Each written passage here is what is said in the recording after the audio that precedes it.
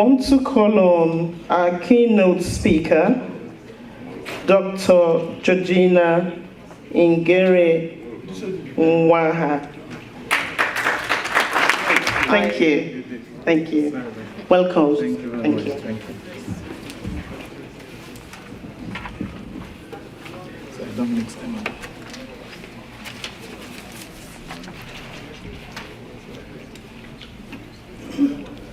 The representative of the Executive Governor of Bayelsa State, His Royal Majesty, King Alfred Yetespeef and his lovely wife, the chairperson of IDC, very distinguished members of the high table, and equally distinguished ladies and gentlemen. We are going to deviate a little bit away from what we've been discussing.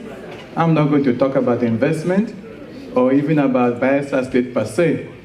I've been asked to speak on the role of women's initiative and power to create change in their lives and communities. By way of introduction, I wish to inform you that our country, Nigeria, has been facing a myriad of challenges in recent times. In fact, the country is in dire straits in almost all sectors. To state that there is a high incidence of insecurity in the country is now an understatement, as one is daily assailed by news of brutal killings, kidnappings of innocent children by bandits, unknown gunmen, and terrorists. Nowhere is now considered safe in our country, and one is at risk of falling victim to terrorist attack while traveling on the road, or in the train, while even in your home, or working on your farm, or even in church of recent. Even our airports are no longer considered safe, and there have been frequent attacks on schools in some parts of the country, with some students taken captive and some still in captivity. Unfortunately, the travails of our country go beyond security challenges, as the economy is in great distress, and inflation rate in the country is soaring higher every day. Nigerians have had to cope with incessant and prolonged power outages, with the national grid collapsing frequently. This has had negative impact on all sectors of the economy and on the health of the citizens. It has also impacted negatively on the productivity of industries and small-scale entrepreneurs who depend on power for their activities.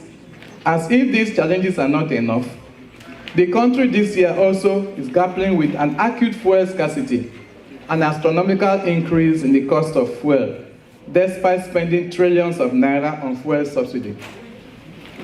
The value of our currency has also been greatly devalued and has resulted in galloping inflation with steep increase in the cost of transportation, food items, building materials, and general cost of living. The cost of food items, cooking gas, kerosene, etc. has risen astronomically and beyond the reach of the ordinary people.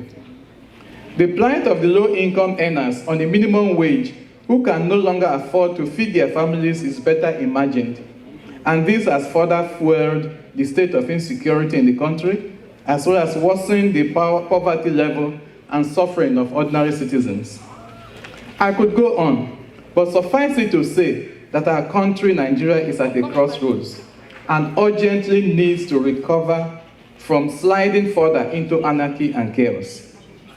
Meanwhile, our leaders and politicians, unfortunately, seem oblivious of the pain and suffering of the people, as long as they are comfortable and enjoying their hefty remunerations. It was not surprising, therefore, that the revered Reverend Bishop Kuka, in his Easter Vigil, addressed this year's, address this year, pronounced that our country, Nigeria, is broken. Its security, he said, is broken. Its schools are broken. Its power is broken. Its economy is broken. Its infrastructure is broken. And even the youth who display such low moral values are also broken. Many social maladies have bedeviled our country, and there are persistent calls for the country to urgently have a change of direction and pull itself back from the brink of disaster. We, the people of Nigeria, need a change of mindset and value reorientation, not only in our leaders, but also in the citizens, and such a mindset should start from the grassroots, from the homes. And that is where the women come in. To bring about the change we desire in our country, we need purposeful leaders who will be selfless and committed to improving the welfare of the general populace, and not to continue catering for only an elite class. We need leaders who can harness the resources of the nation for the common good and put an end to the prevailing corrupt practices, mismanagement of resources, and get-rich-quick syndrome. We need leaders who can enthrone justice and fairness, and who can first focus more on issues of safety, security, and the welfare of the ordinary citizens. We need a reorientation of our youth to abhor violence, banditry, and crime. Above all, we need parents who will raise their children to be good citizens of our country and who will contribute towards its development. This is because all the miscreants in the society come from families, and the family is the bedrock of any society. In fact, discipline, productivity, a sound character, responsibility are all traits one learns from the home, and most of the deviant people in the society today derail because of lack of proper monitoring and training at the home level. Women, as members of the society, must share in the blame for our broken society. However, they can only be motivated to be change agents to bring about a new direction in our society. This is because women, as mothers and wives, play a nurturing role in the family and can bring about a positive change in the behavior and welfare of their children. Women are the backbone of their families, and they spend more time and are closer to their children. It stands to reason, therefore, that they could play a critical role in the raising of their children by inculcating in them high moral values and a peaceful disposition, a respect for human life, an abhorrence for violence, selfishness, and greed. If they took the time to provide their children with guidance and instruction, women are more mature, women are by nature industrious and productive, and they could inculcate in their children their natural gift of empathy and caring for others, being thrifty, and the ability to multiply resources by occupying their children with meaningful, productive activities that will add value to their lives. Women are by nature good managers of resources, and they have the ability to make do with little and to manage whatever resources they have for the benefit of the families. If those in charge of our resources,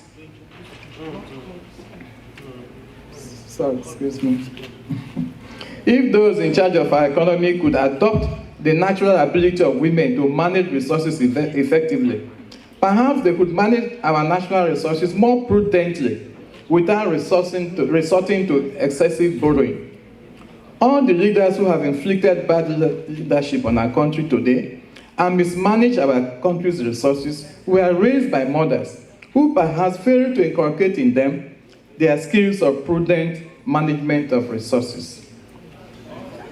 Also, in recent times, we have been frequent reports of senseless killings by unknown gunmen and kidnapping by terrorists and domestic violence by spouses, some of which have led to the death of the victims. One would like to know how these young men who are inflicting such pain and suffering on the society through their violent activities were raised. Women are the first teachers of their children, and their natural role is to nurture, mentor, and mold the character of their children. Women could guide and raise their children to be responsible members of the society by providing both love and discipline for their children in an authoritative manner. The increasing incidence of violence, ritual murders, and senseless killings, especially by youths, need to be urgently addressed, and women have a vital role to play here. Because a man's character is shaped primarily during his childhood. Unfortunately, however, the women themselves can only teach their children what they know, and our women folk are often not empowered to provide the much needed upbringing and guidance for their children in the home. Mothers these days rather preoccupy themselves with other activities such as the quest for wealth, while overlooking their vital role as the first teachers of their children. Discipline is also abandoned, and children often do not receive the guidance and character formation they require from the home. Incidentally, children are not good listeners, but they are good imitators. And when their parents are not available, they could be easily influenced by peers. Even more disturbing is the increasing tendency for parents to relegate the proper upbringing of their children to the schools or church. But unfortunately, these institutions are not equipped to inculcate moral values. Women, however, are not entirely to be blamed, as they themselves are often struggling to overcome some challenges that inhibit them from playing their roles effectively, such as poor access to quality education, discriminatory practices, harmful traditional practices, and their low socioeconomic status. I would just like to briefly examine a few of these challenges women themselves are grappling with. Anybody observing our Nigerian society today would tend to conclude that the status of women has greatly improved, and that gone are the days when they were discriminated against. Yes, I agree that women have made great strides in our community and are now participating in various aspects of our society. The result is that we now have educated women participating in various professions, both in the private and public sector. And several women have made remarkable contributions to our national development. Of course, we know, all of us know many of them, but just to mention a few, we have people like the late Professor Dora Akunyele, Dr. Ngozi Okonjo-Iweala, Dr. Obiose Ekwesili, Mrs. Amina Mohammed, Professor Grace Alele Williams, Dr. Chimamanda Ngozi Adichie, just to mention a few. However, I must hasten to add that it's not yet quite all rosy for the women folk, as the majority of them still contend with a number of challenges in their efforts to realize their full potentials. For a start, the girl child is still denied access to education in some parts of Nigeria, with the result that there are thousands of children, mostly girls, who have never attended school in our country. And even when some of these girls are lucky to attend school, they are not allowed to go beyond the primary or secondary level before they are married off. Recently, the Executive Secretary of the Universal Basic Education Commission of our country, Dr. Hamid Boboyi, decried the gender gap in basic education.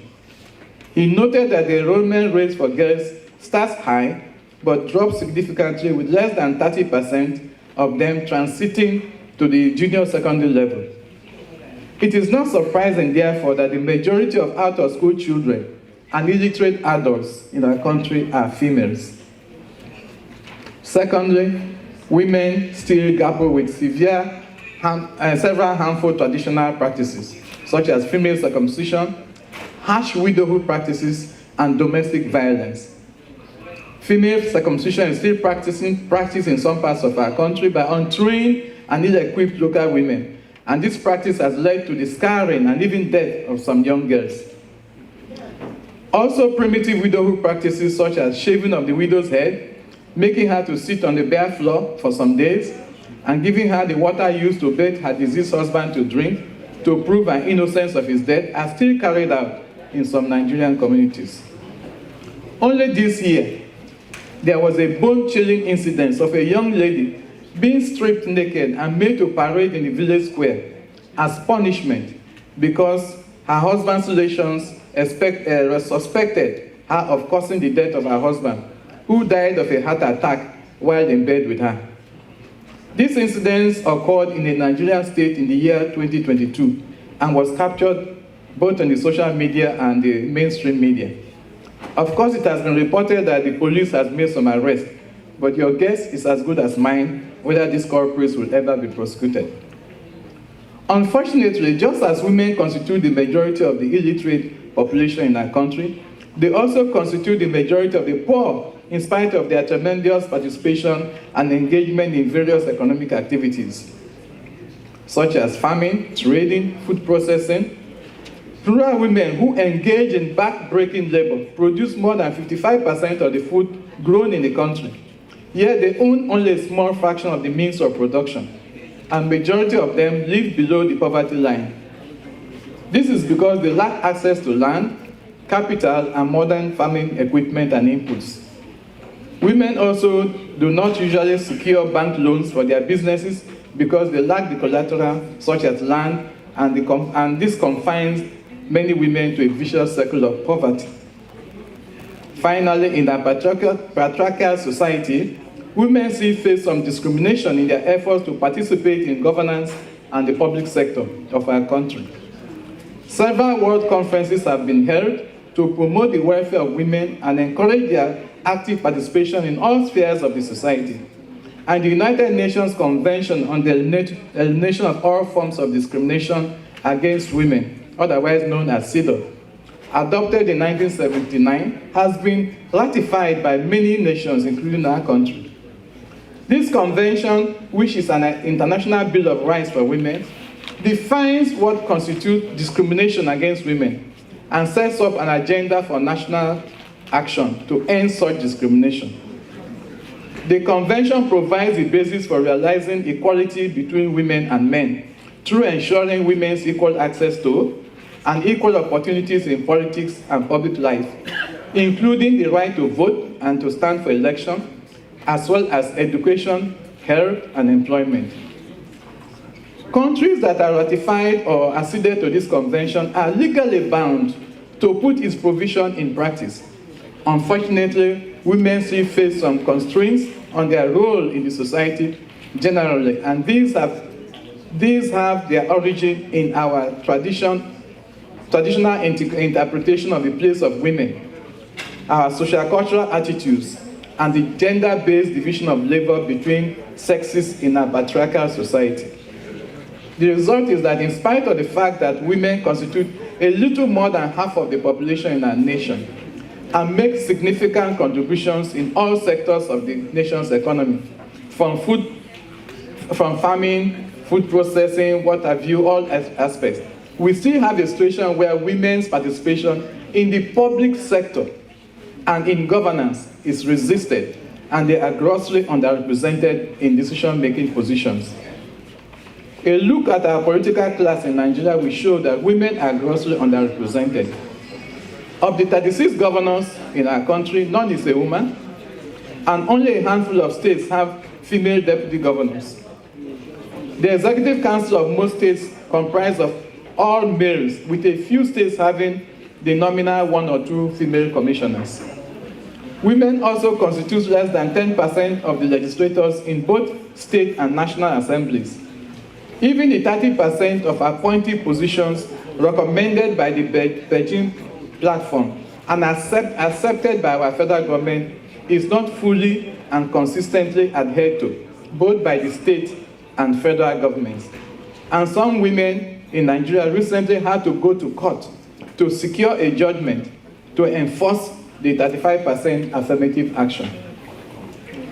The result is that the critical masses of women are not empowered or opportuned to be in a decision-making position where they could bring about a positive change, and in my belief, that would increase the participation, by increasing the participation of women in the decision-making process, could facilitate the equitable distribution of our national income and create a society which is genuinely harmonious and free from want and deprivation.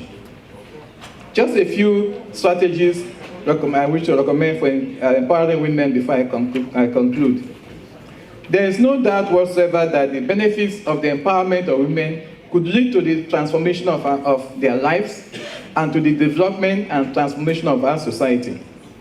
Knowledge, they say, is power, and the more the women learn, the more they will be equipped to make sound decisions about their lives and the lives of their children.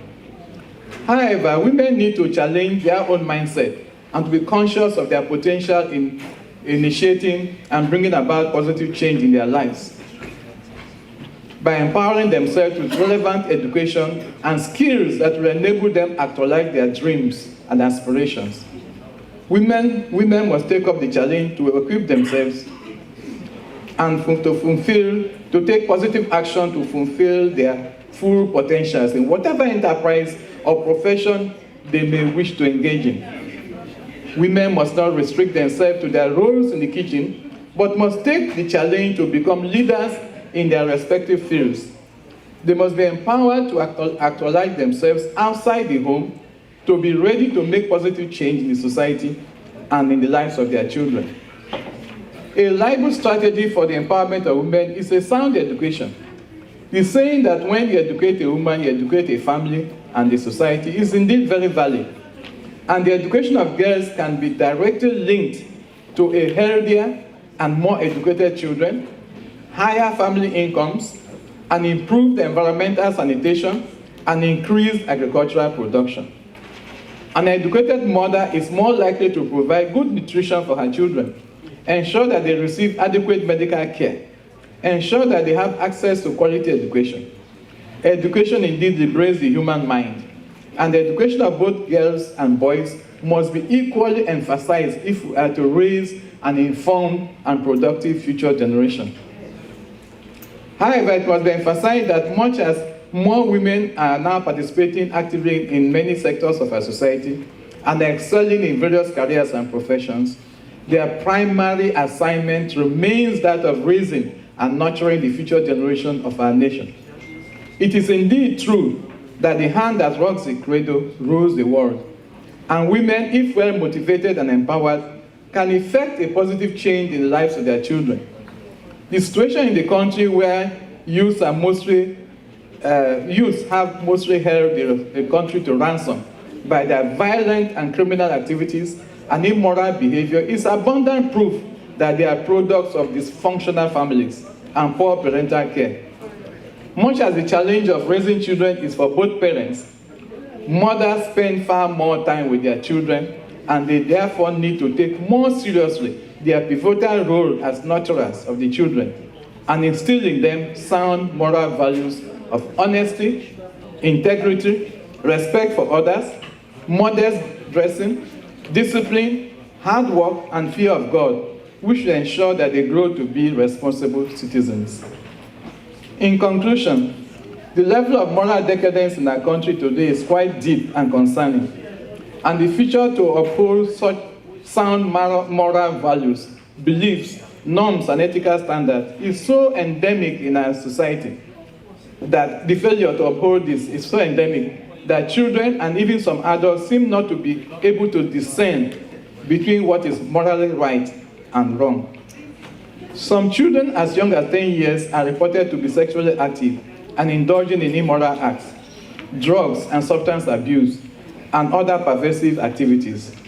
Rape and sexual abuse of minors is commonplace, and incidences of domestic violence are on the increase.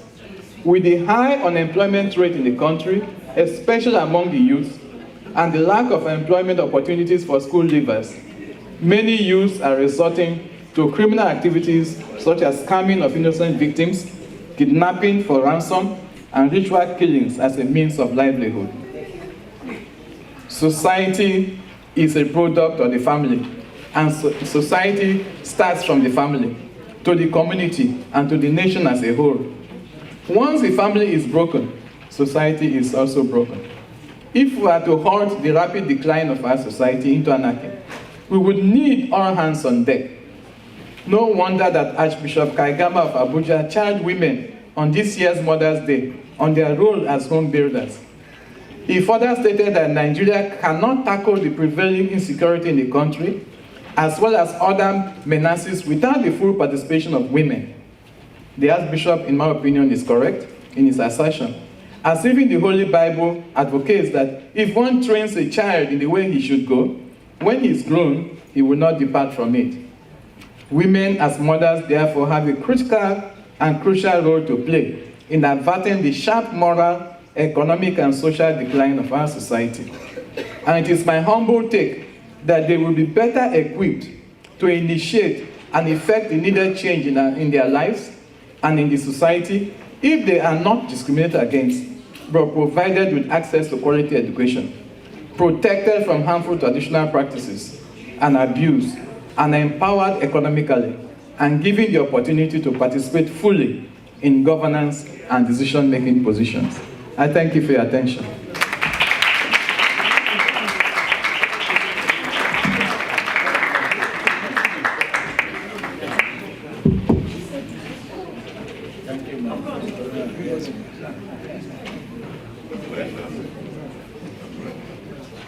Thank you very much. Very educative and very knowledgeable speech. Can we just give our last speaker a clap of honor? Our next program, or our next speaker is going to connect to us by Zoom. Just before I introduce him, is he connected? All right, yep, it's true. Just a minute. Our next speaker is Dr. God knows Bolade Igali. He was a former career diplomat, Nigerian ambassador to Sweden, Denmark, Finland, and Norway. He was the former permanent secretary in the Ministry of Power and Water Resources. He is the current chairman and pro-chancellor of the Federal University of Technology in Akure. And on behalf of everybody, I just want to welcome the ambassador. He's a true son of Ijaw land. Thank you very much, Dr. Igali. Welcome to our occasion.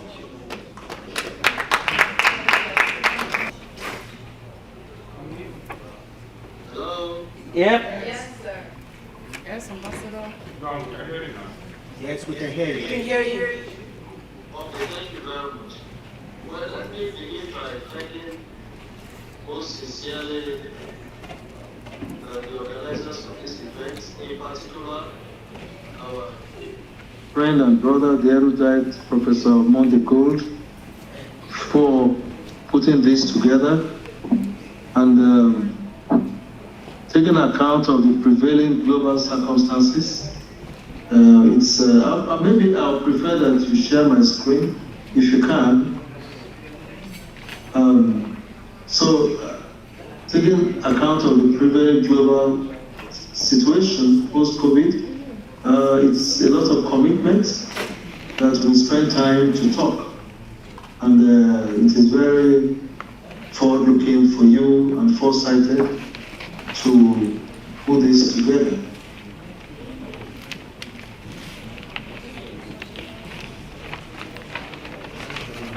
Now, having said that, I'll go straight to my point. I have a number of.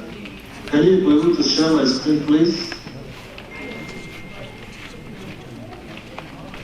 It has been a morning of a lot of fun. I've listened to all the presentations, in particular, with no particular order, the presentations by the Bayelsa State Economic Management Team, of which I am an honorary advisor, and I work to give them content. I think you're still having some problem with sharing my screen. Recording in progress. But if you can, I'll appreciate it.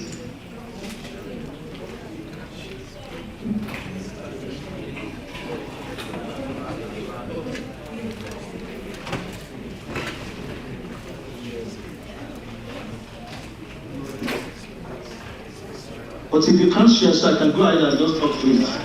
Go ahead.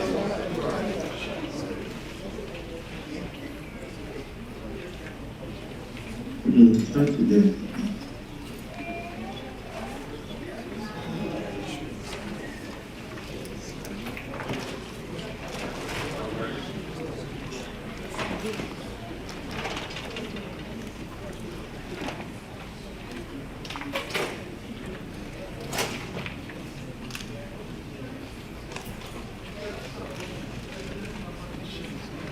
Do I go ahead talking? Go ahead. Because if you don't see this, I don't think I can relate to you.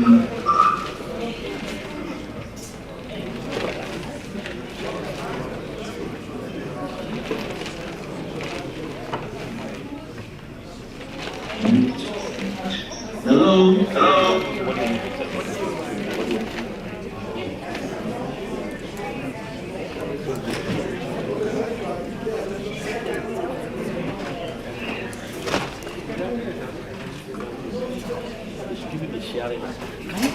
Can you go and tell them that?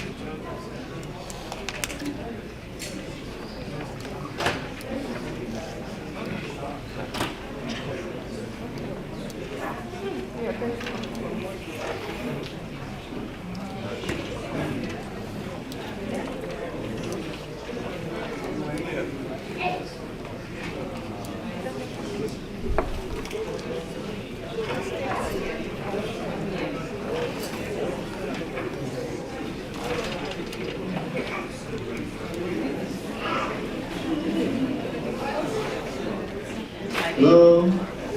Hello.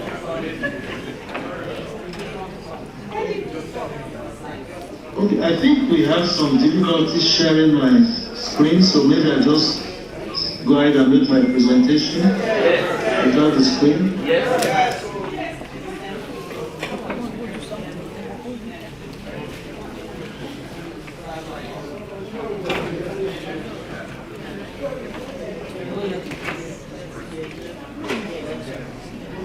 Hello? So can I just go ahead and make my presentation?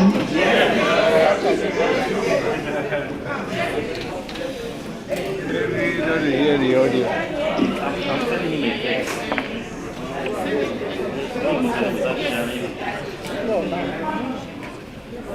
His screen.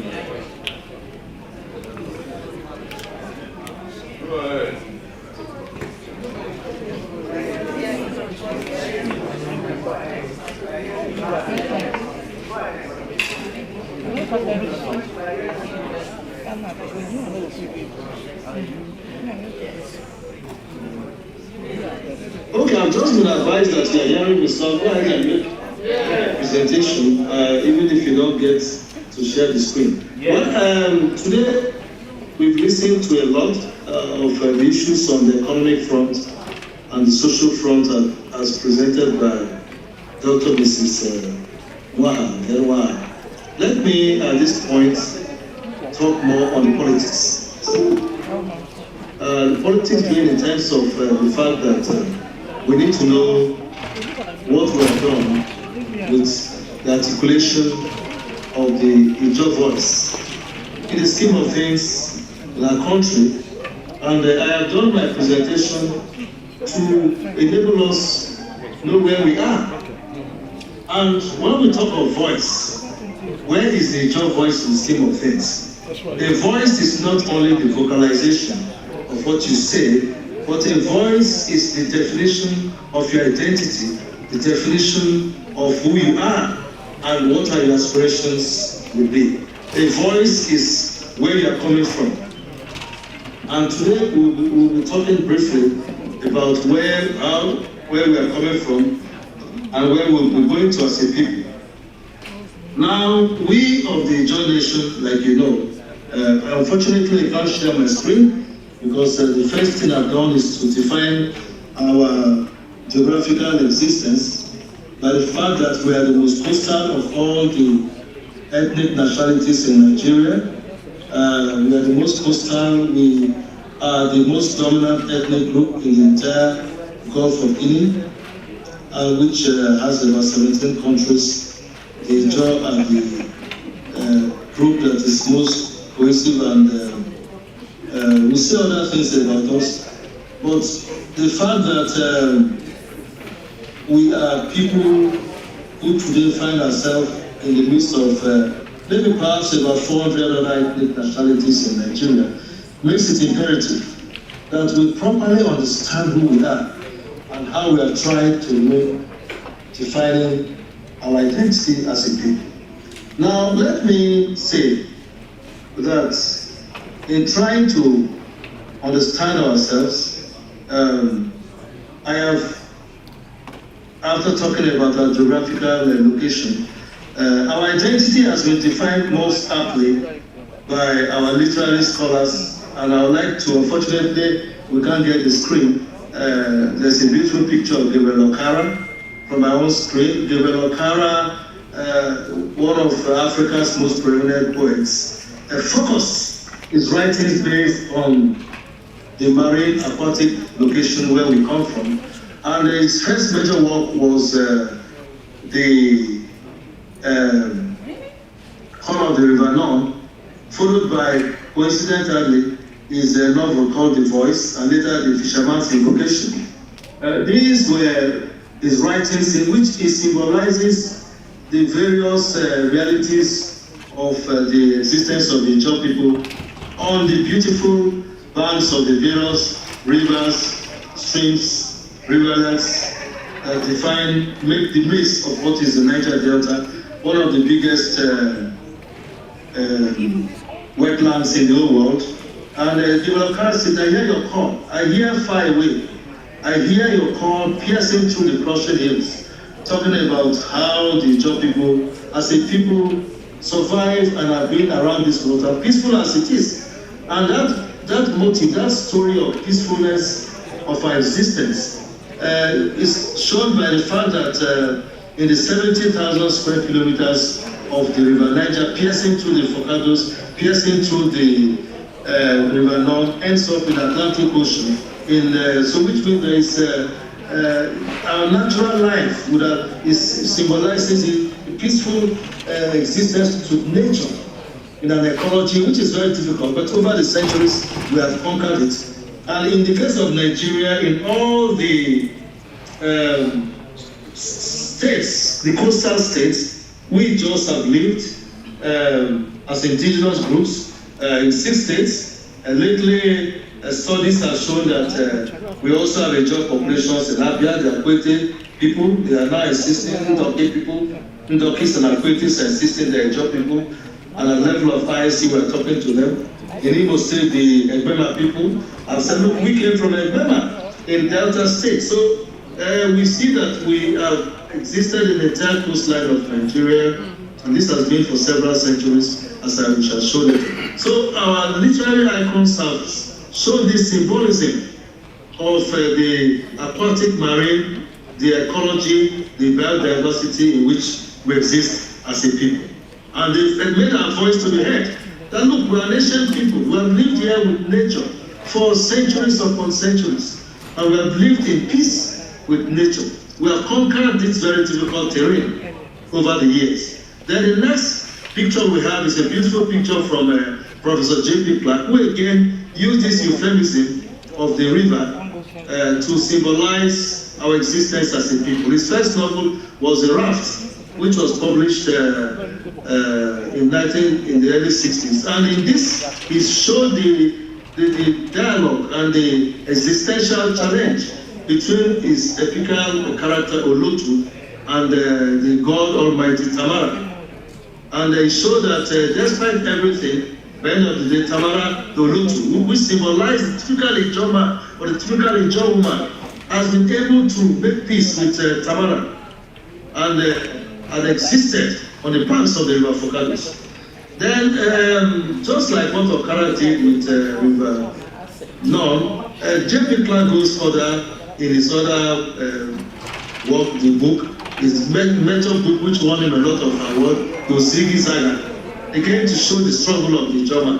Why I'm starting from this point is to show that we have survived this difficult terrain.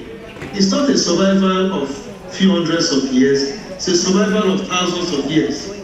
And at every point we have been able to triumph. And our literary scholars have shown that there's an environmental aspect of our lives. Of course, every people, there's an environmental aspect of their lives. But in the case of the Ijaw people, it's been difficult terrain which would have been impossible to live, but our forebears have survived. And our voice, therefore, must be heard at all times, and our scholars have tried to articulate our voice. So by the time when J.P. Clark now wrote his Night Rains, which was his other novel, he now said, look, his poem, Night Rain, He said, look, this area of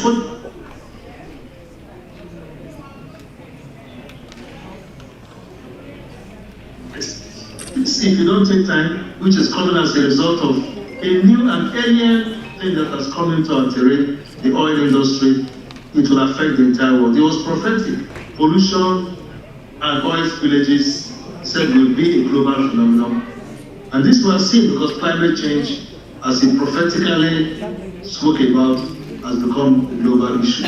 Now let's go to the next set of definition of who has expressed the job voice very articulately and given us a bearing where younger generations are following. Let's look at Ijaw Diaspora and Tekena Tamuno. Ijaw Diaspora, like you know, focused all his work on the Niger Delta as far as the job people. And in 1972, he came up with the first seminal write-up on the Niger Delta after the job people, the history of the Niger Delta. And Diaspora showed that from Ondo State right down to Akwa the Josa, they identified every plant in existence as indigenous people. Now, there is an aspect that we don't speak much, but which exists in the literature, between Alagwa and Professor K. Williamson in their studies of the Ijaw language and the history, and they discovered, as K. Williamson, that the Ijaw language has been separated from every single language in West Africa for between 5,000 to 7,000 years. In other words, every other language in West Africa, especially the forest belt of West Africa, separated from each other maybe 3,000 years, 2,000 years, at most about 4,000 to 5,000 years. But we the Ijaws were separated from them for about 5,000 to 7,000 years, showing that an antiquity of our people, which means the Ijaw man has lived in this area, the landmass which before the ocean, the Atlantic springboard in the Gulf of Guinea, much longer than perhaps every other person.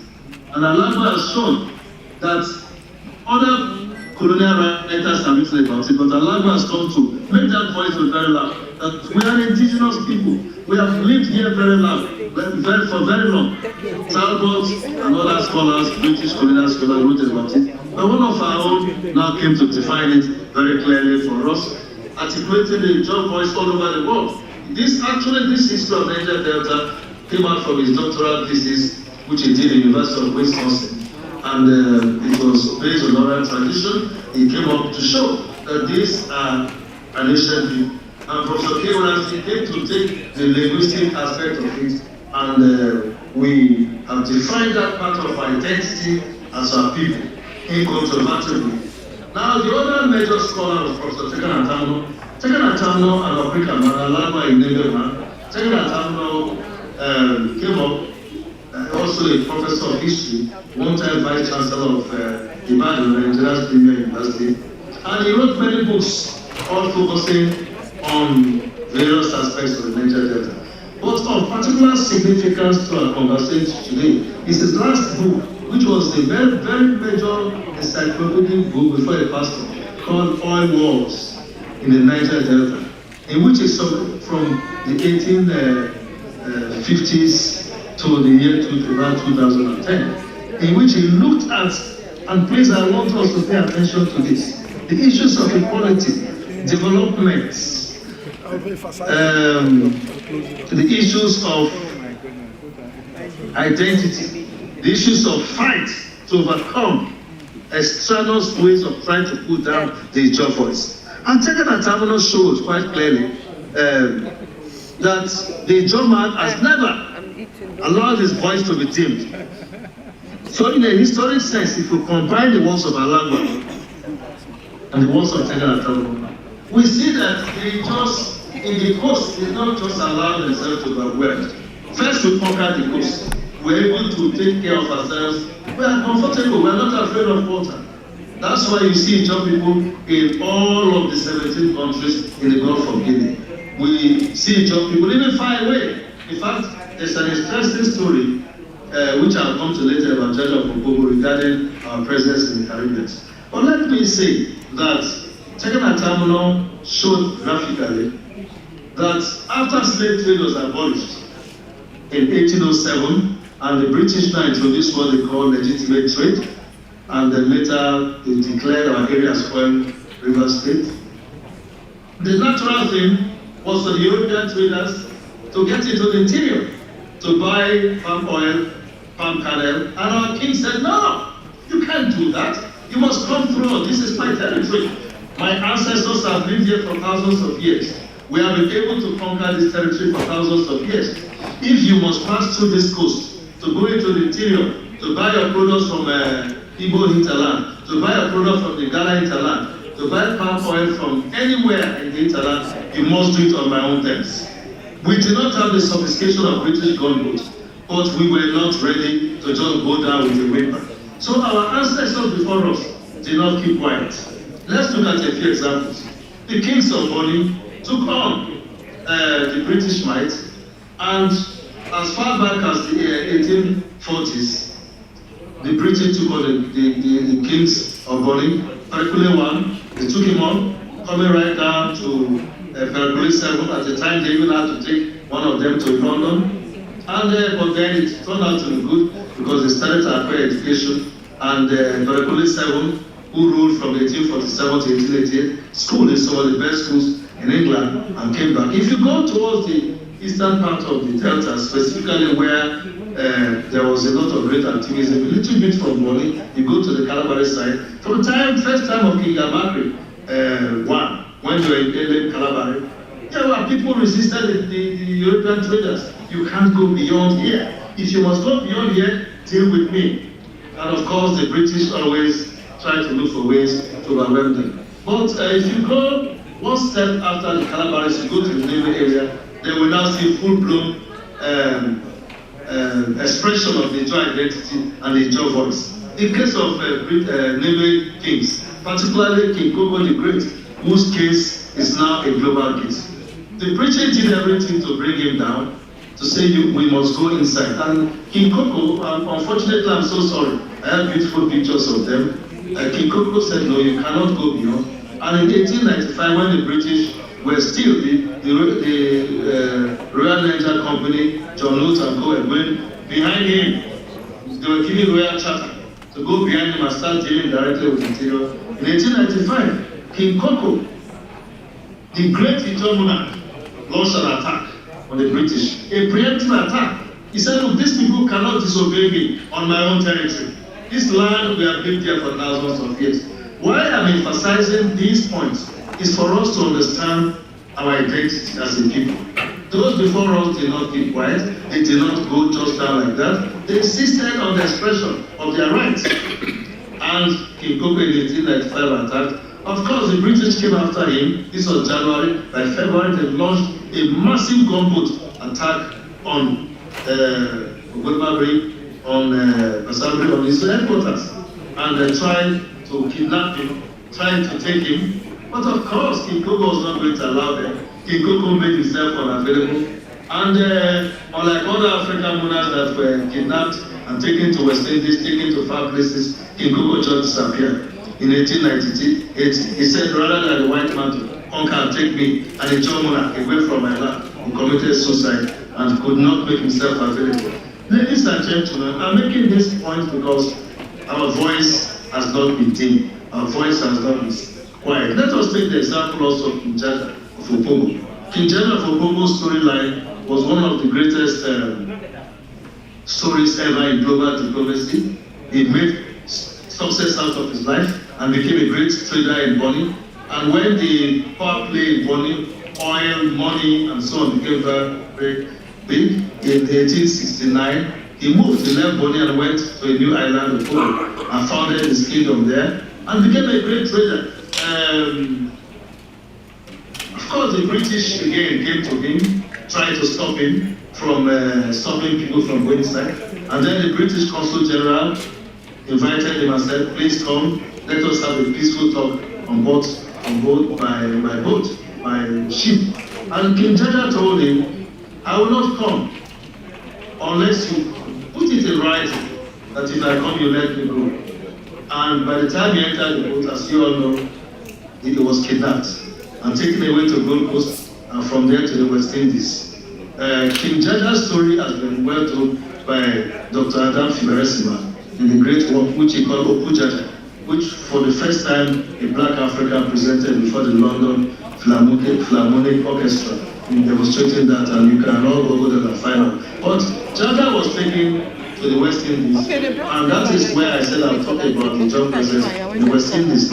First they took him to the Bahamas, and when he got to the Bahamas, some of the people free slaves there said, hey, this is our king, we are going to force him to be liberated. The British got very uncomfortable and they moved him to St. Vincent. He got there and the people in St. Vincent said, this man is our king. So the British now kept him floating in the river until in the 1891 British Parliament, and he didn't keep quiet, he kept fighting. I will not accept this. I'm a king, you can't kidnap me because you promised me you will not kidnap me. I entered your ship with Victoria. I have no problem with you. My problem is with your traders. Well, as you all know, the story is the same until it was British Parliament debated and British court said, this is a king, a monarch, take him back. Unfortunately, he died on the way. The next is the Manichuka of Okrika, and I'll stop with the Manichuka story. There are many other smaller ones. Similar story, Manichuka stopped the British. Okrika was significant because the Okrika location was the most hinterland. So they were in a strong position to guard British incursion beyond them into the Kwere hinterland, into Ndoki hinterland, into the Igbo hinterland to get palm oils. The Manichuka refused to cooperate with them. The same consul general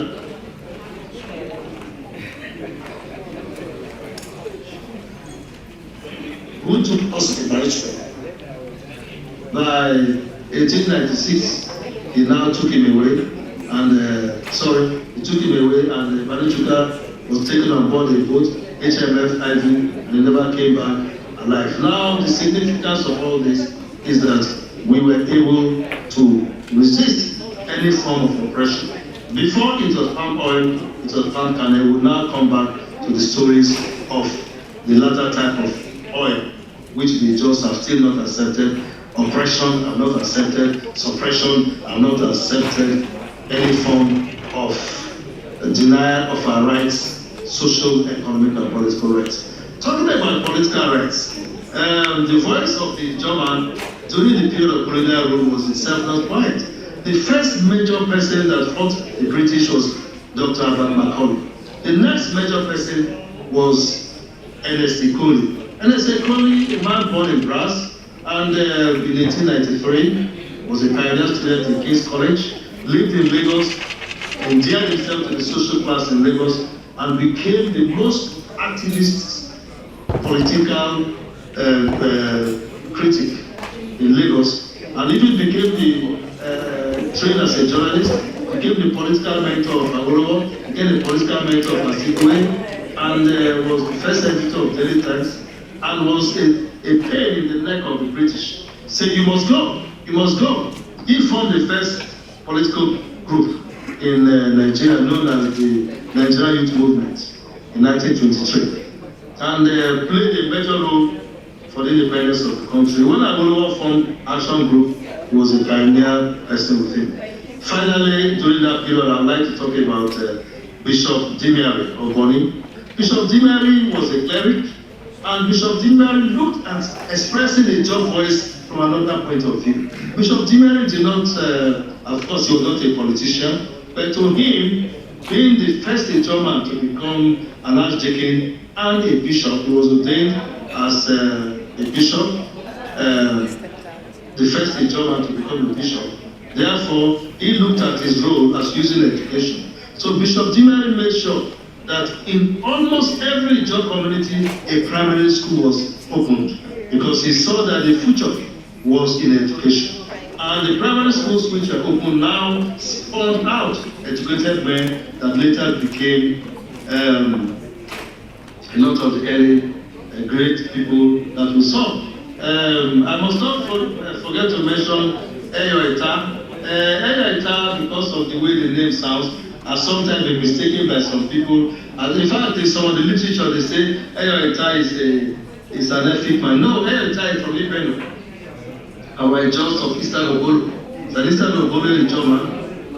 And he became the first in Nigeria among this recent during the colonial era to go to university in America, and got his PhD from Columbia, and was a mentor to Zeke. As a matter of fact, in 1953, he was was a leader in the Eastern House, and at the time himself and Zeke fell out.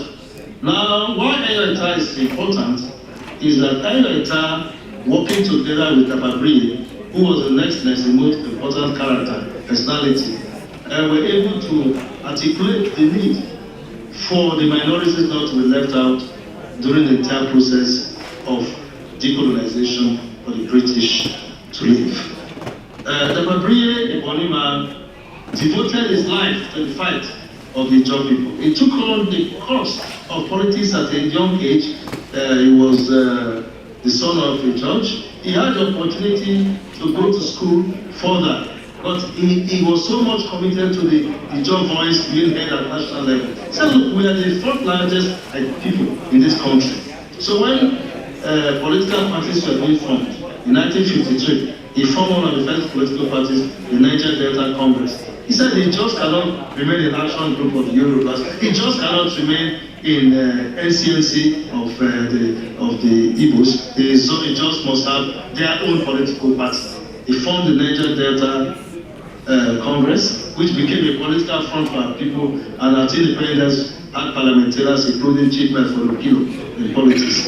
In the professions, this background enabled us to produce some early educated people who held their head very high all over the country. And without taking too much time again, for example, if you look at a man like Dr. Nambo Graham Douglas, who became Attorney General of Rivers State and later became Attorney General of the Federation, now became, along with Rotimi Williams, the first Nigerian to become a senior advocate of Nigeria. What about Chikeji Abakri? Chikeji Abakri from Buguma was one of the first lawyers in Nigeria, having graduated from Cambridge in 1948, and was in 1959 became one of the first Nigerians to become a Queen's Counsel, and he also became the first Solicitor General of the Federation, and later became the first Black African to be Under Secretary General of the United Nations.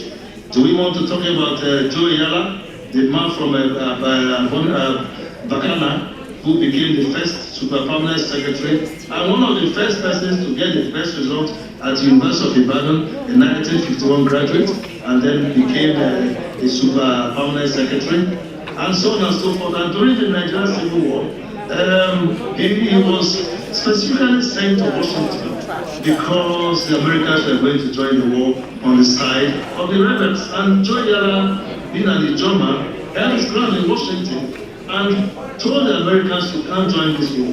And so on and so forth. He was not too liked by our Igbo neighbors, but he became the towering figure in the Nigerian diplomatic service and wrote out the Nigerian foreign policy for another 30, 40 years. Let me at this stage. Now, there are so many other personalities which we don't have the time. As all this went on, in 1968, we had the 1966, we had the most expressive voice of the Ijaw man, and that was the Aziboro Revolution. I have written a lot about Aziboro and his other two persons with him, Samuel Naro and Nottingham Dick. And but we don't remember also the fact that there was also Yerayo and also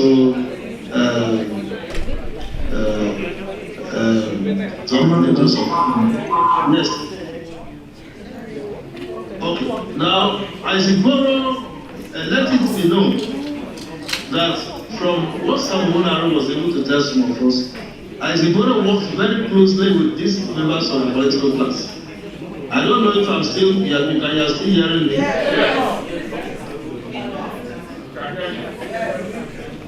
Hello?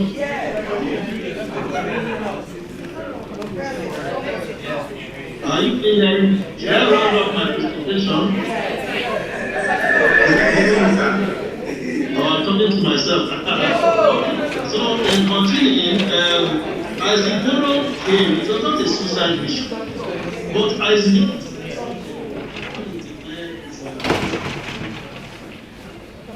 the Borough said something, and I'd like to let us know what Ijaw said. He said, look, that this day may be the ever biggest, greatest day in your lives.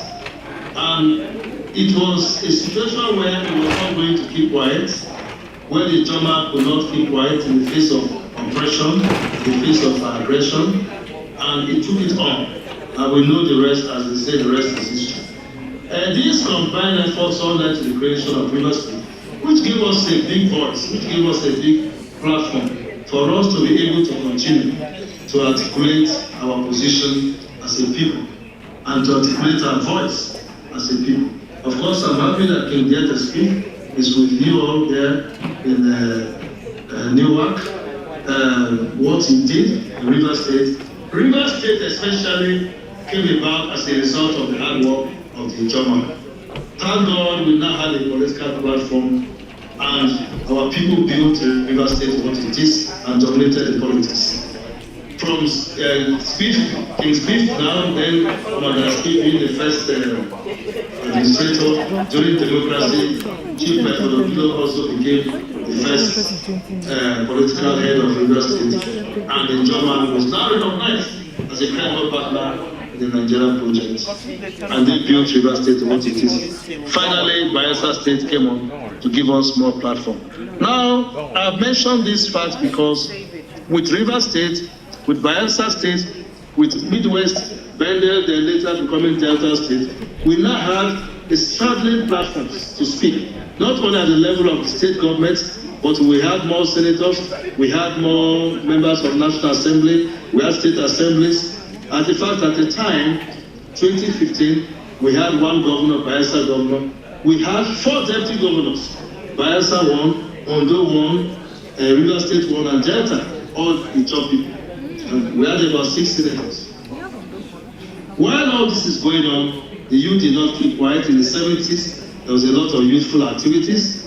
Time will not permit me to go into all of them.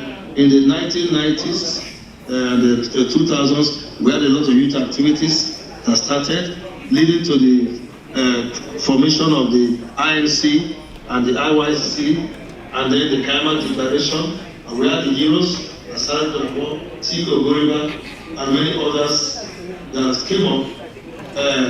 Again, you can see that it was not a case of being quiet. The Ijaw voice globally became very relevant. I must commend the likes of Asad Dogbo, who sustained at that time a lot of this struggle. I must commend the likes of Ijaw Prince. Ijaw Prince has become a great voice to our people. She could not allow her voice to be dimmed, no matter the level of sex. I must commend the likes of who could not allow their voice to be dimmed and continue to speak out on the national level. Some of us do more intellectual work, they do more of that.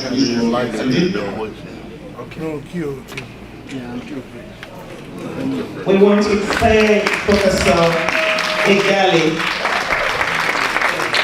Dr. Igali, it's time to be corrected. You know, the history of the Ijaw people is always very interesting to listen to. And when you listen, you can see the passion in the man and expressing and highlighting some of the inhuman things that the Ijaw people have experienced. And of course, he acknowledges Ezoiri is, I can get it right.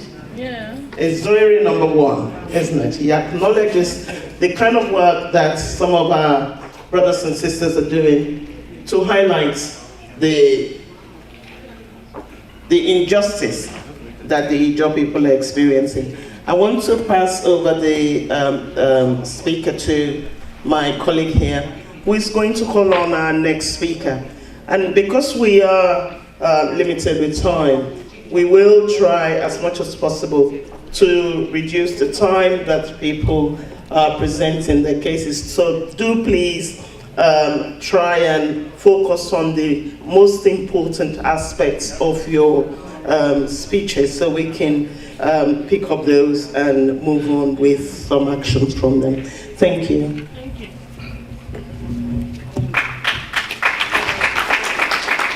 Thank you, ladies and gentlemen. Our next speaker is Minister and Professor Esther Turner. She is the Chief Executive and founder of Impacting Villages in Africa Ministries, and she is the Chief Executive and founder of the Matthew S. Turner Foundation. Please just welcome her by clapping. Thank you.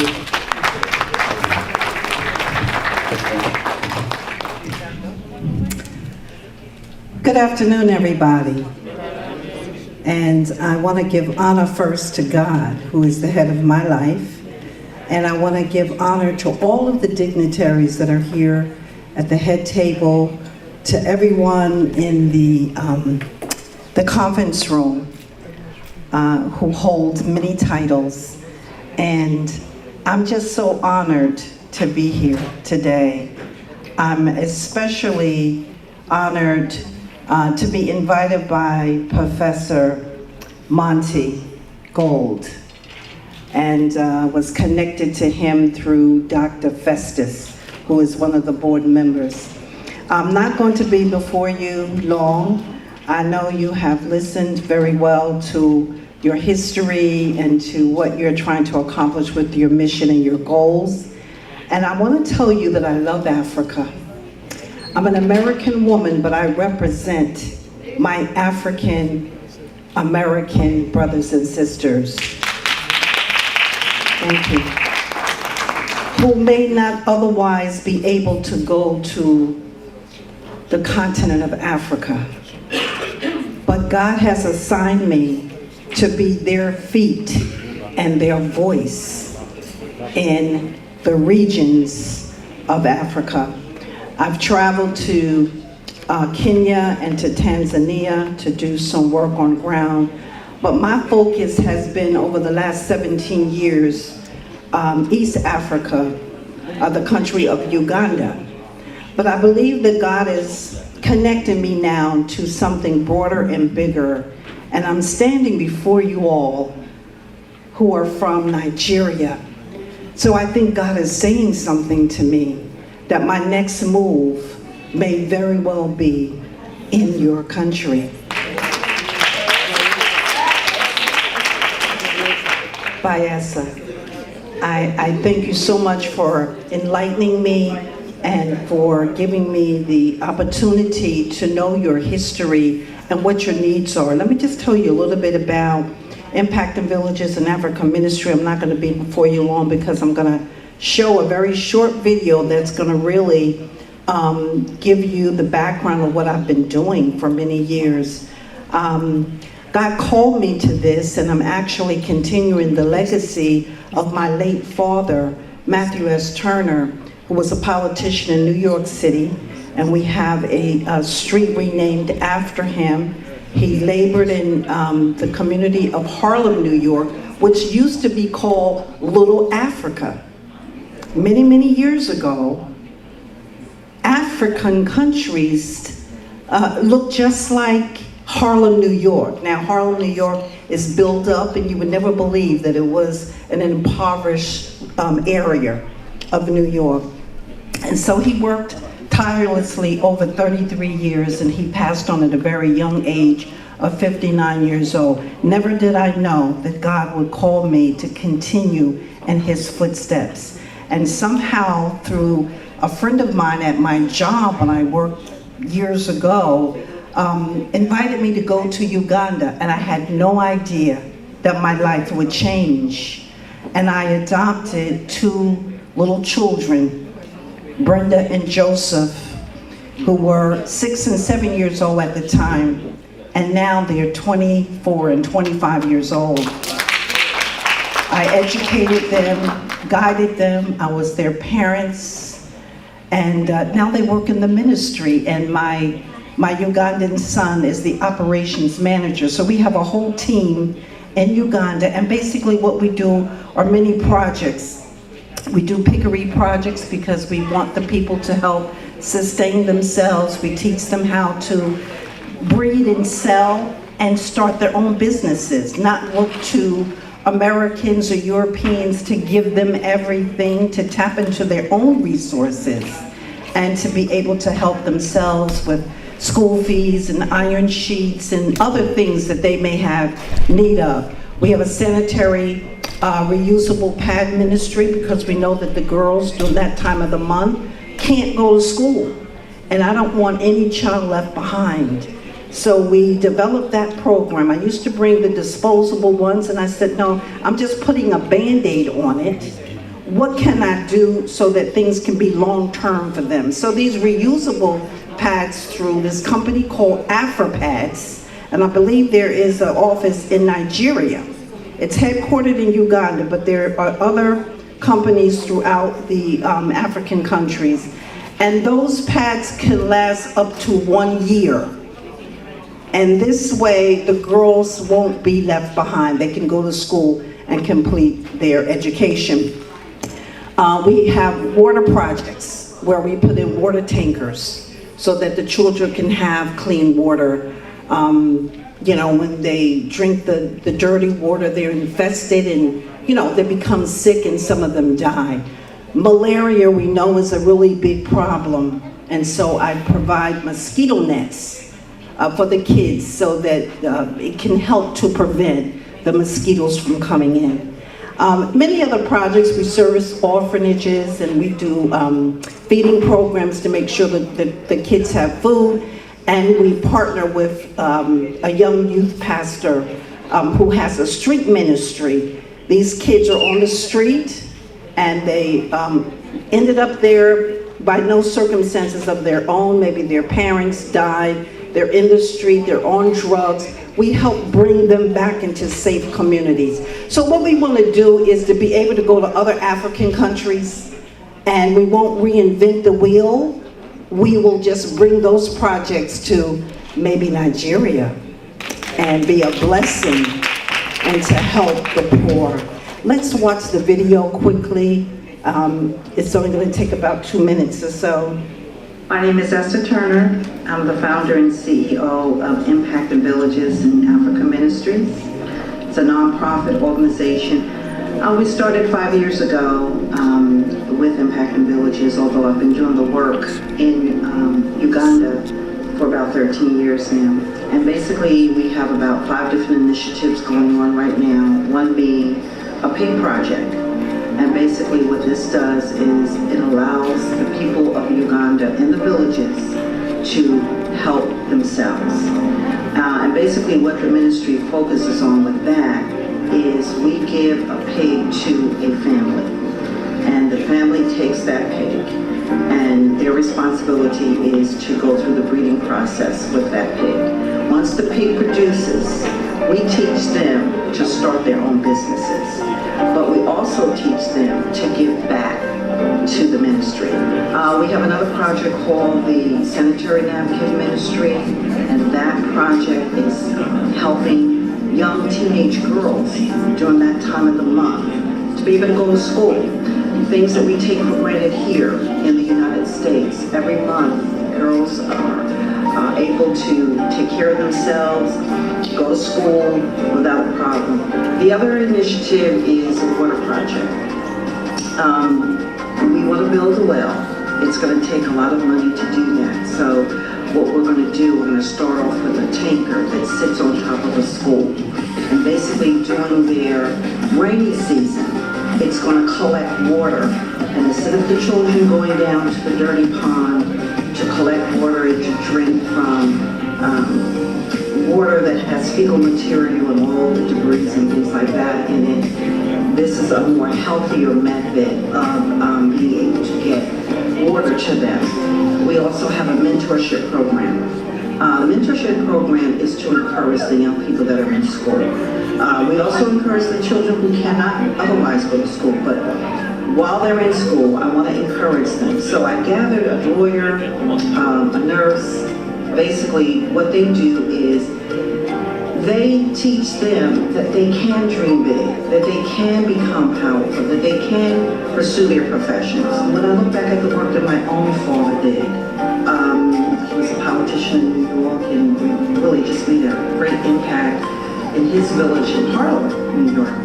And when I look at the work that he did, and I look at what God has called me to do now, it's just such a great parallel there. And I'm truly his daughter, in the sense that I'm doing exactly what he used to do when he was working in the streets of Harlem and making an impact in the lives of those children with economical development and educational opportunities. And so we're doing the same thing, and we're just doing it on foreign soil. And so he inspired me so much, and we do have a foundation in his memory, the Matthew S. Turner Foundation. And Matthew S. Turner Foundation is also a partner with Impacting Villages in terms of the work that we do. And you know, I look at my life and I look at what I have, but I take so much for granted. And I look at what they have, which is not very much. And I said, I can spare a little bit of myself and my time and my resources to help them help themselves. Thank you. Thank you very much. There's an announcement that Professor would like for me to make. Tomorrow, there will be a boat ride. I've been asked to work along with him on this project. It's a beautiful boat that is going to go up and down the Hudson River over to the Statue of Liberty. It is an experience you don't want to miss. It's going to be wonderful. The boat goes out from the Hudson River in New York at 12 o'clock p.m. to about 2:30. But you have to be ready by 10:30 because the bus is going to leave at 11 o'clock sharp from this location. So I know my African brothers and sisters. I work with Uganda all the time, I know. And I know it takes us a little time to be on time, but we have to be here at 10:30 sharp so that we can board the bus at 11. We can't wait because they're not gonna wait once we get on to the other, over to New York City. You know, they're gonna board and they're gonna go out with or without us. So it's, should I give the price or did you talk to them about the price? Should I announce that? So it's $118, but it's worth it. You're gonna have a complete brunch. It's a sit-down dinner, luncheon. You can have breakfast, lunch, you know, entrees, pastries, all of it. Music, DJs, dancing. And it's just gonna be a beautiful, it's the best boat on the island. We were trying to get the spirit of New York, but they're not going out on Sunday because of the holiday, because of July 4th. So we have the B2, that's the name of the boat. And I've done all my investigations and homework, and I worked alongside a professor. He's seen pictures of it, and it's beautiful. So we want you to come out. We want this to be the highlight. Of course, everything that you gathered here is really wonderful, but now wouldn't it be wonderful after taking all of this wonderful information for us to come together and fellowship with one another, get to know each other, dance, eat, and enjoy. So that's tomorrow at 10:30, please, and see Professor for your payments. Thank you. Thank you so much. I appreciate it. Thank you very much, Professor. Please, on the next, we got about just a couple of speakers, and I'm appealing to them to just use only 3 minutes or less, so that everybody will be out of here. Our next speaker is Aniko Briggs. She's the convener of the Niger Delta Self-Determination Movement. Can we please welcome her?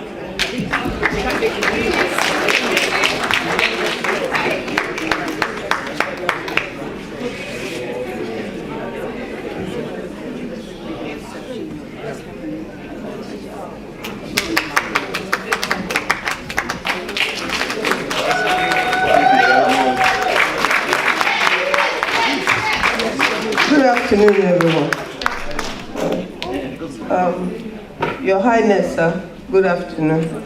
Yes. Well, let me say it now. It's not going to be 3 minutes, but it won't be too long either.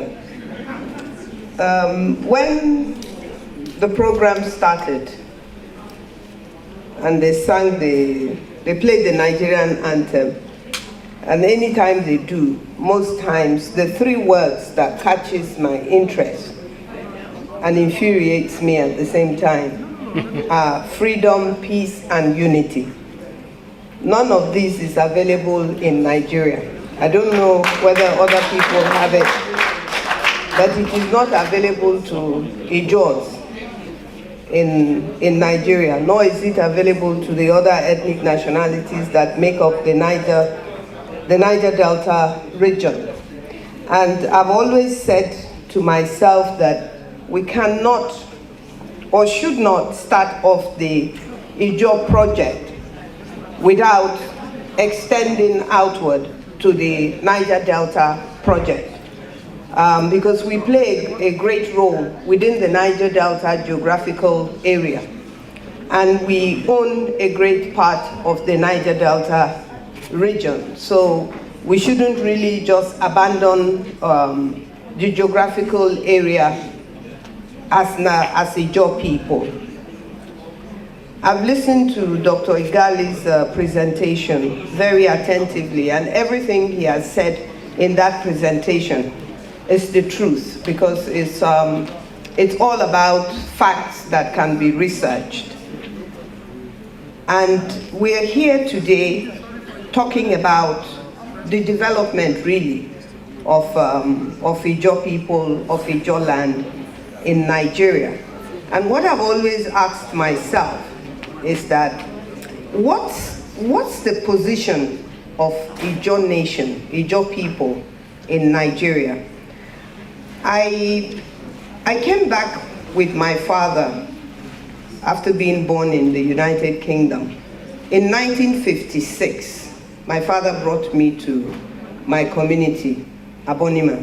And what I always heard growing up in my language is that one eo Abonima, one eo Calabar Napo, one eo Ijaw Napo, as if to emphasize where I find myself today, which is standing up for the truth about Ijaw people, standing up for the truth about the region Niger Delta, and where we are today in the country Nigeria.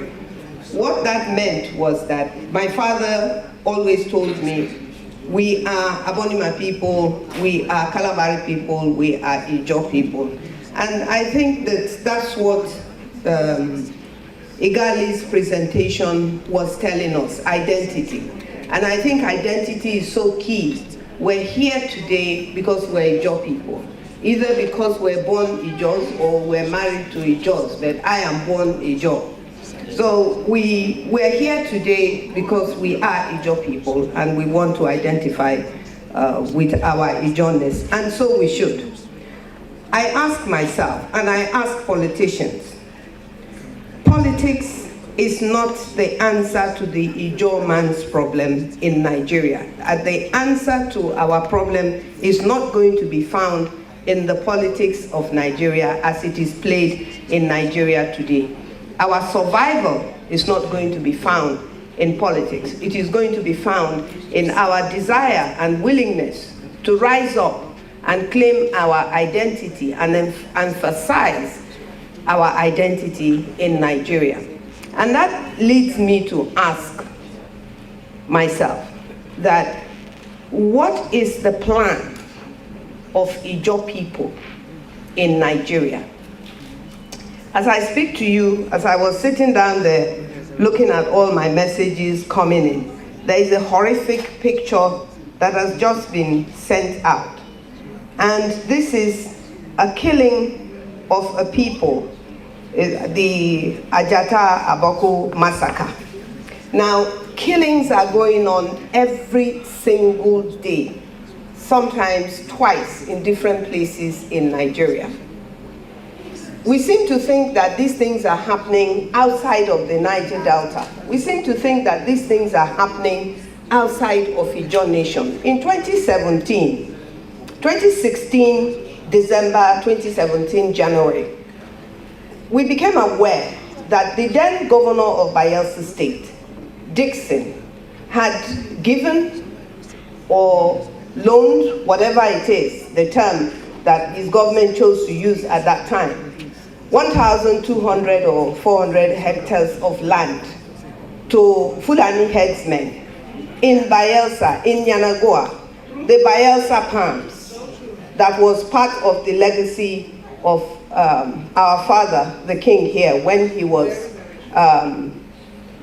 governor. The Rivers State palms, and some of it was in Yanagoa, in Bayelsa. So when Bayelsa went their way, of course, the Bayelsa State kept that palms. And so, even just for the historical purpose of it, I felt that Governor Dixon had no right, irrespective of the fact that he was the governor. Now, he's no more the governor, but he's giving it away, and that was the point I was trying to make at that time. When I organized a few ladies and youths and said, let's go and deliver a letter to Dixon on the 14th of February 2017, asking him to take back the Bayelsa palms that he had given to Fulani headsmen to graze. And what happened was splashed all over the world. We were attacked, not by Fulani people, not by Yoruba people, not by Igbos. We were attacked by Bayelsa thugs that were sent after us by the government of Bayelsa State. Some of us were wounded, I included, and many other people. Why am I recalling this? I'm recalling it because it is a historical fact for us as a people. Today, we have headsmen roaming around in Bayelsa State. We have them roaming around in my community, in Abonima. We have them roaming around everywhere. They have moved into our communities, and they have taken residence in our communities. And we don't know what they are planning, what they are speaking about. And yet our people rent them homes, and they stay there. They are fishing in our waters. And I was really very interested when my sister, I might even go as far as calling her my daughter, because at the end of this month, I'll be 70 years old. And so I think that I qualify to call anyone I'm older than by 16 years, my daughter or my son. Now, I'm interested because this is the third time the National Assembly, people from North are raising the issue of the waters and the banks and the rivers that belong to us. And Dr. Igali made it very clear that we belong to the waters by expressing to us how long our forefathers have been there. We are the people of the ocean. We're people of the mangroves, of the swamps, of the forests, of the creeks.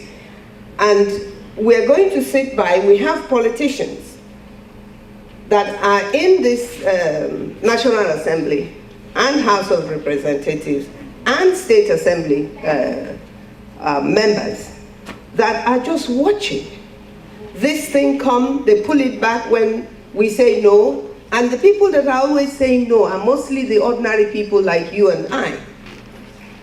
And we say no, they pull it back, and then they bring it right back out again. And so when Bayelsa State government was making their presentation and talking about the Gulf of Guinea, Chief Kentebe here is very much aware that I started raising the issue of how important the Gulf of Guinea is and should be to Ijaw people, because the Gulf of Guinea, the security aspect of the Gulf of Guinea and the Atlantic Ocean and the nautical miles from where they start counting it into the international ownership, it's only Ijaw people that have a right to that place. Now, if Nigeria, if we are not in Nigeria, Nigeria cannot lay claim to anything to do with those waters, the mouth of the Atlantic Ocean, and up to the border of the nautical the 200 nautical miles. So all of these things should be of interest to Ijaw people. Our survival, our future. There are children that are born here. Thank God my dad took me home. There are children that are born here that have not been home and may not have the opportunity to go home if we allow what the federal government is planning to take place. So for a very long time, I have stood up and I have said, we can no longer stay in Nigeria. Now that's easier said than done, I know, and to some people it's horrifying. But you have to ask yourself, if you're in a marriage and that marriage is not working, you're being beaten up every day, your arm is broken today, your leg is broken tomorrow, you really have to ask yourself, must you stay in that marriage? And basically, that is where everybody is. The Yorubas have done their stuff. They're being recognized for their voice, that they don't want to be in Nigeria anymore. The Igbos are doing the same thing. What are the Ijaws doing? What do we want? What do Ijaw people want? What is the future of Ijaw people? Identity is not just about how we dress. Identity is who you are inside. It's not how you dress. I'm not wearing Ijaw attire today, but I don't think that anybody who is wearing Ijaw attire today is more fierce in desire for Ijaw people to survive in Nigeria than I am standing here. So it is about a personal decision. Some people will tell you, politicians will say, oh, we are better off in Nigeria. How are we better off in Nigeria? How are we better off in Nigeria? The resources is ours, and yet it is not ours. We can't access the resources. It's not ours. So if you say the resources is yours, I say you're a thief, because the resources is mine, and you just have the Constitution allows you to take it. So these are things that I believe, as an Ijaw person, I believe for myself, that should be of paramount interest to us. We drink dirty water, we drink from where we defecate, we agree, we see those things, and people are helping us see. There is no reason, it's a shame, it's shameful that people who are not Ijaws will be in a position to help us. I'm not saying that it is not good to help others, but the point I'm trying to make is that we have no business with poverty, none whatsoever, by the resources that God has given to us, by the human capacity that we can develop within ourselves and in our communities. We have no business with poverty. We're poor because Nigeria is taking away our resources. But there is no other resource Nigeria is using today. In Zamfara, they're mining gold. Right now, Dangote is the one controlling, it's just come out. If my grandmother will say, if I'm lying, let where I read it be the lie. But the point is that it's been made known that Dangote is controlling the generated electricity. And electricity is generated, Bayelsa State government was talking about how nice it would be to have all this water generated power and stuff like that. It's wonderful, but we can't.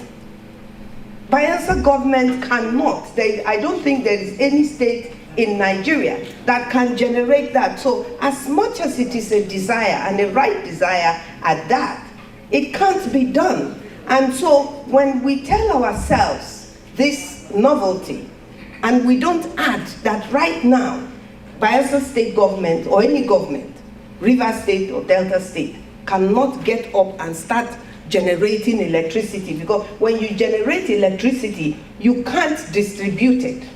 You give it to the federal government to distribute. And from what Dangote is doing, from what we have just heard, what is happening is that They are generating, we're generating the electricity. They are taking the electricity and supplying it to the north.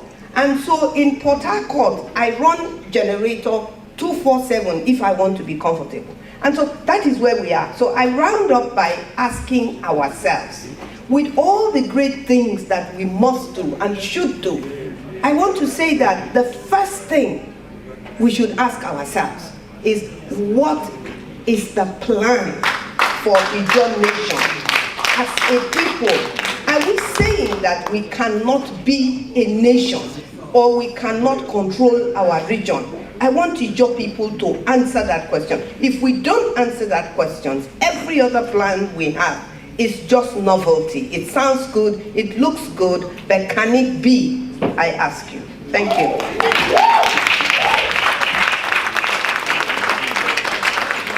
Thank you very much. Please, our next speaker, I'll call on our honorable member, Professor Sibazaiki, to come and introduce our next speaker. Thank you, Prof.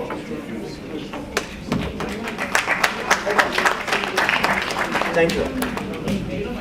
Your Excellency, Governor Doidre, represented by Honorable Erasmus Patrick, the Honorable Commissioner for Ijaw National Affairs,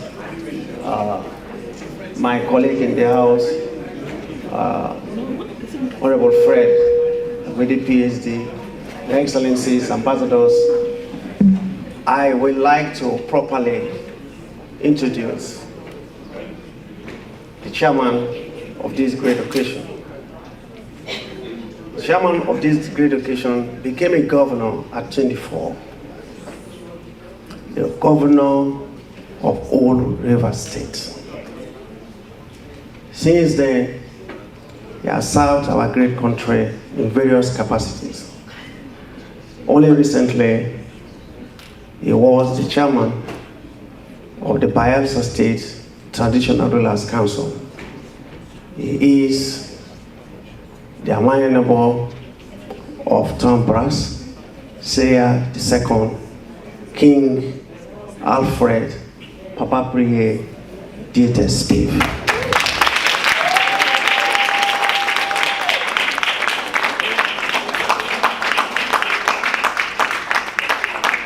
It is from this family that truly says, for every great woman, there is a solid woman behind, who is the wife. I'd like to introduce Her Majesty Queen Josephine Dieter Steve.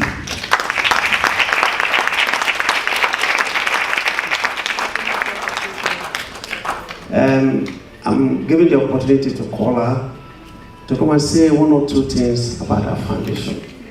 I'm an ardent follower of what she's been doing. She's done great for our people back home. And this hall is very gender sensitive. The women are equal to the men, and we want the women who are out of the country to know that one of you is doing very well back home. So, because we don't have time, the dinner is going to be a good one because of the participation of the governor. It's been explained to us what has happened. There are some emergencies and the governor needed to attend to that. But he has promised to be with us by 7 p.m. dot. We all have to be in the hall by 6:30 so that we can start that event quickly and quickly. And for now, we have to end this event in the next 10 to 15 minutes so that people can go and get ready for the evening. We don't have to sit down all day here. So anybody who is being called to speak now should summarize. And Monday Gold, the president, will speak. Her Majesty will speak. Our king, who is the chairman of the occasion, will give the closing remarks after the question and answer session that will be moderated by architect Amanbe Denzel Kente. And we will bring this ceremony to a close. But let me just say one thing and I will go. I want to congratulate all of you that have come from far and near. Today, actually, is not a day of activism. For me, coming all the way from Nigeria to see faces from far and near, Canada, Australia, and different parts of America, Britain, and so on and so forth, in one hall, by the young people, it is worth celebrating ourselves. And one who had come from the backwaters and the creeks of Bayelsa State, I think the young people had made some progress. We have made some progress. One, I'll give you one. That's what I'm going to tell you. One, we have a state that is homogeneous, that the young people can call our own. We never had this when I was growing up. Number two, when I was growing up, the biggest institution that was available to me was Bishop Timari Grammar School. Today, only Bayelsa State have 4 universities. Again, we have produced a president. Anyhow you look at it. Anyhow you look at it. So, what is now, it goes upon us now to give our children hope for the future. And to do that, we have to be more strategic. The days are gone when we must stand on the podium and shout and shout and shout. Today we need to strategize. And that is why your activities in the diaspora is very crucial. You can see far beyond what we can see from back home. So we need to together strategize, plan, and give our children hope. That is now what is important. Part of it could be restructuring. Part of it could be supporting the government back home. Part of it is being constructive criticism of we in the National Assembly and the government. Constructive criticism. It is no longer time. It is no longer doing the usual by complaining. It is time for strategy. So let me call on Her Majesty, Our Royal Majesty, to tell us what she's been doing back home. You're welcome. Thank you, Prof. Thank you so much. Your Majesty, King Alfred Papa Dieta Spade, the chairman of this occasion, the representative of His Excellency, Senator Doye Diri, the president of this great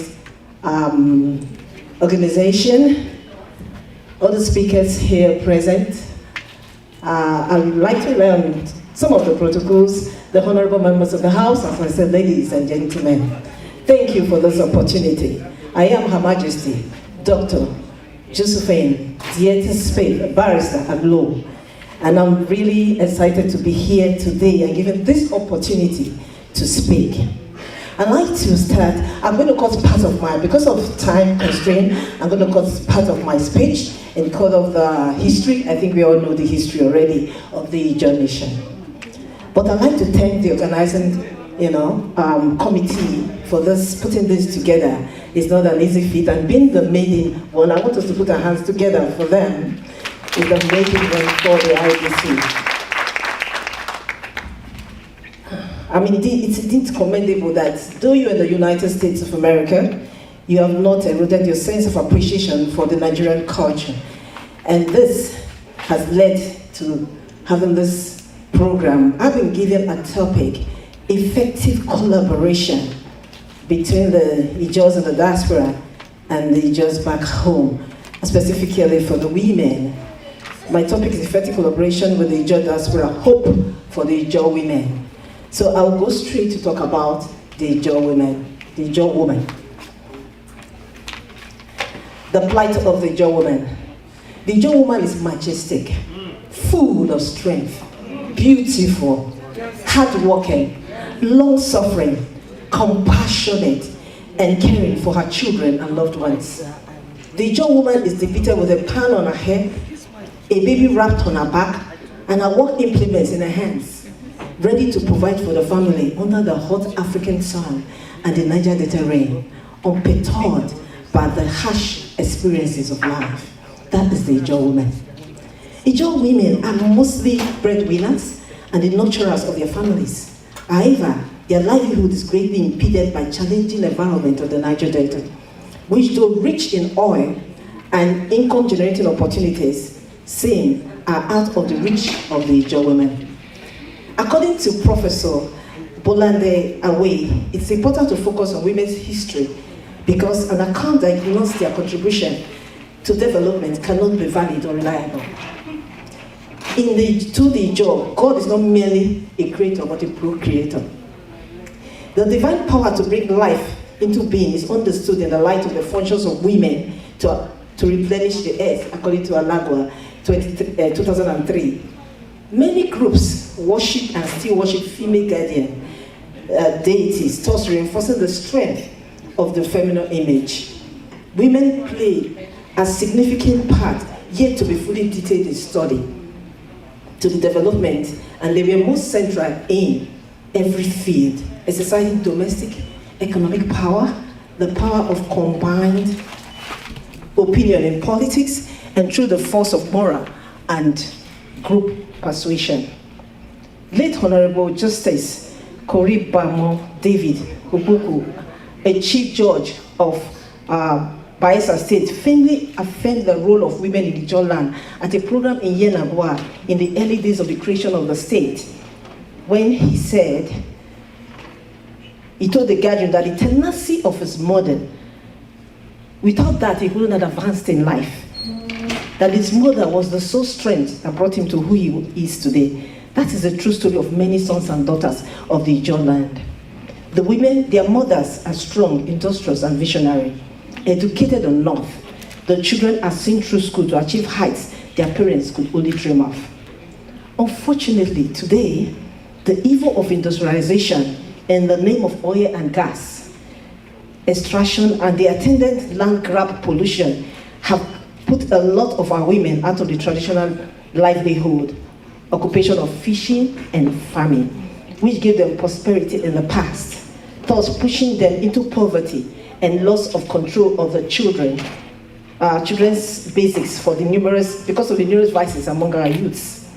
The Ijaw women means of survival are also threatened by growing trend of farm produce, theft, and flooding. Added to her woes are kidnapping, heather invasion, and early widowhood, leading to loss of socio-economic sustenance. She also suffers from the attendant factors of poverty, increased by the lack of education, susceptible to violence, courtesan, health challenges,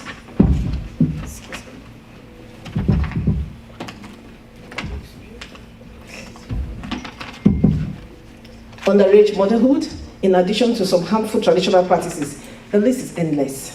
But let's look at how we can collaborate with these women. Effective collaboration with our Ijaw women.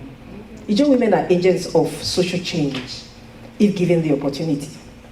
History has records of sacrifice by women in the past defending demand for right actions.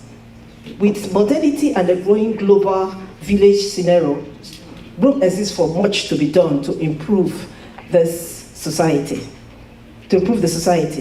the importance of collaboration in achieving a great vision can never be overemphasized. It is said that a 4-man is not equal to 4 men. It is said that no 4-man is equal to 4 men.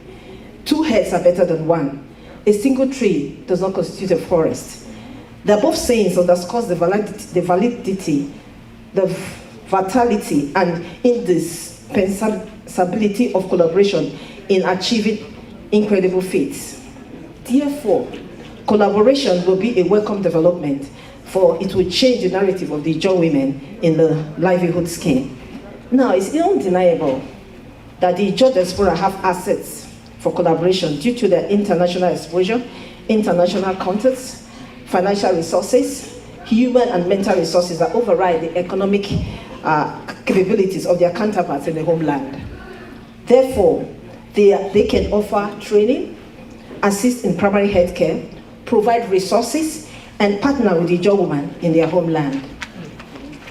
So here are some proposed avenues for this Ijaw Diaspora collaboration. Number one, I'm going to talk about intervention in violence and ill treatment against the Ijaw women.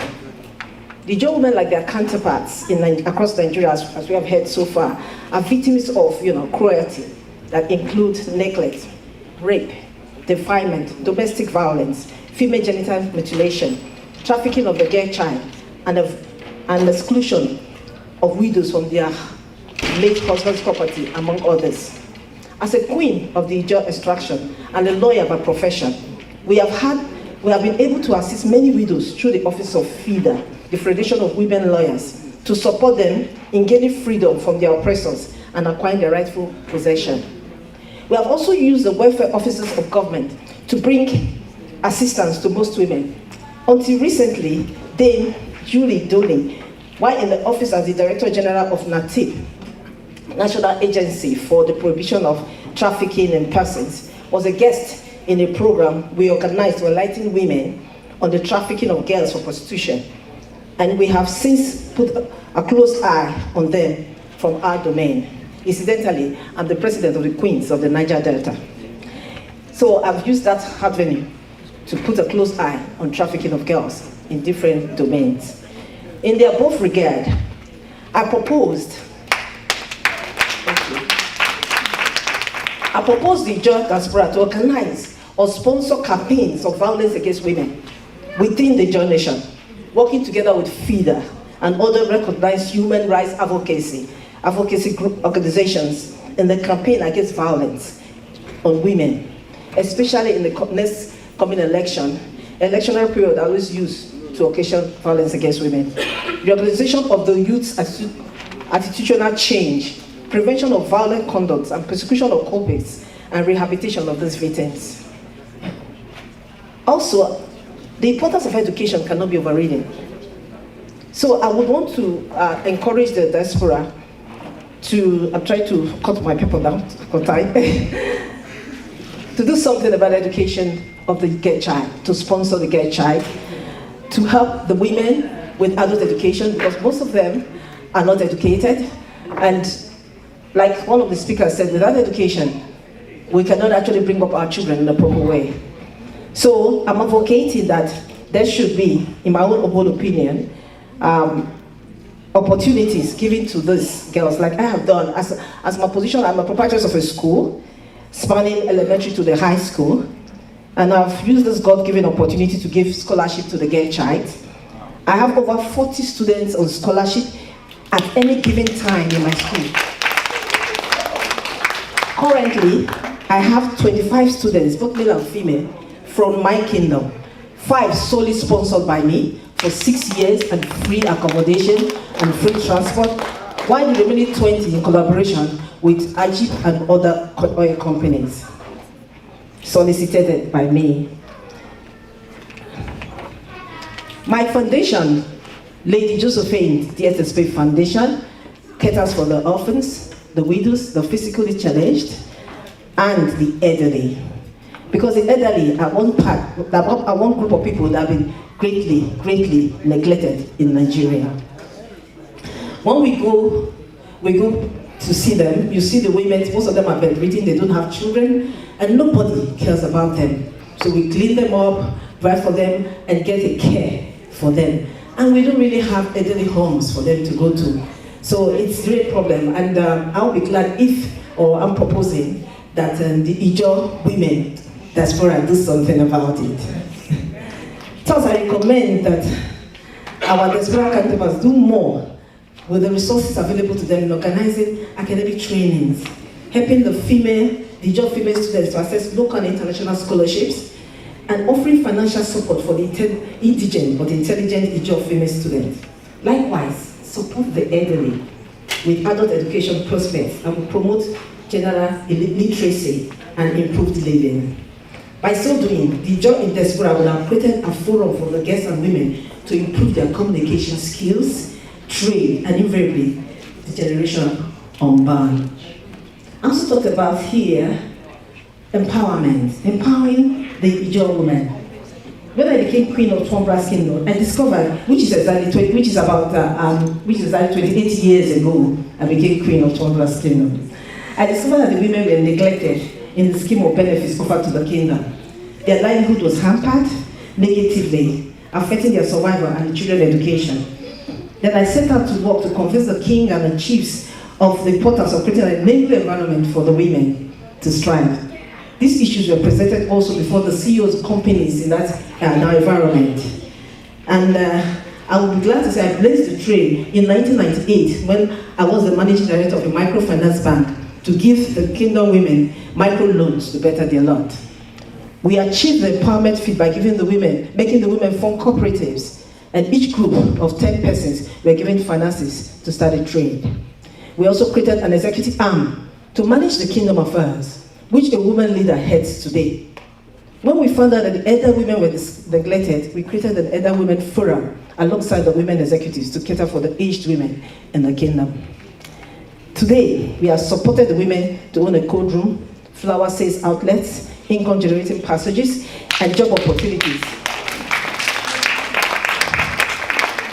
Equally, I, with the help of my foundation, also redirected the youths to be gainfully employed, which until recently catered for over 40 of them to take them away from crime through engagement in environmental sanitation projects. If an individual can achieve such a feat, I believe men and women in the diaspora together, we can achieve more.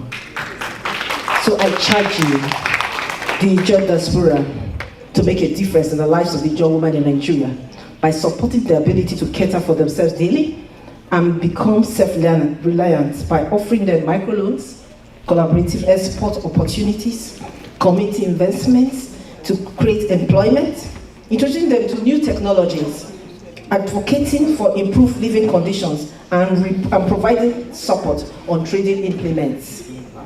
The Ijaw Diaspora can support the local women in entrepreneurial training, skill acquisition, support for startups and small-scale businesses, and packaging varieties of their products to attract international patronage. The diaspora Ijaw persons can also arrange for the export of our local produce to globalize the Nigerian Ijaw product. These export opportunities will aid the expansion of our economic growth as a nation and industrialize our farm produce as an ethnic nationality. Both parties can collaborate in a manner that benefits them and their generation. Encouraging Ijaw women to participate in politics and take up leadership positions is very key. Women are endowed with leadership and qualities for creation. Believe it or not, we make the men who become the president. And so this is verified in the way they manage their homes and cater for their children. These women's abilities are easily to be duplicated in governance, and their presence in political office will spell better opportunities for women in general.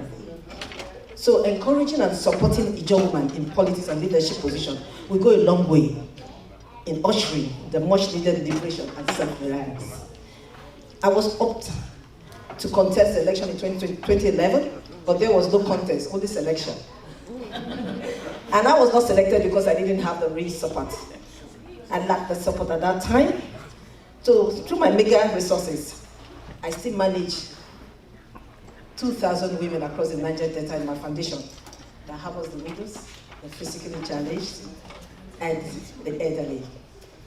This benefit from feeding, housing, clothing, trade, microloans, educational scholarships for themselves and their wards.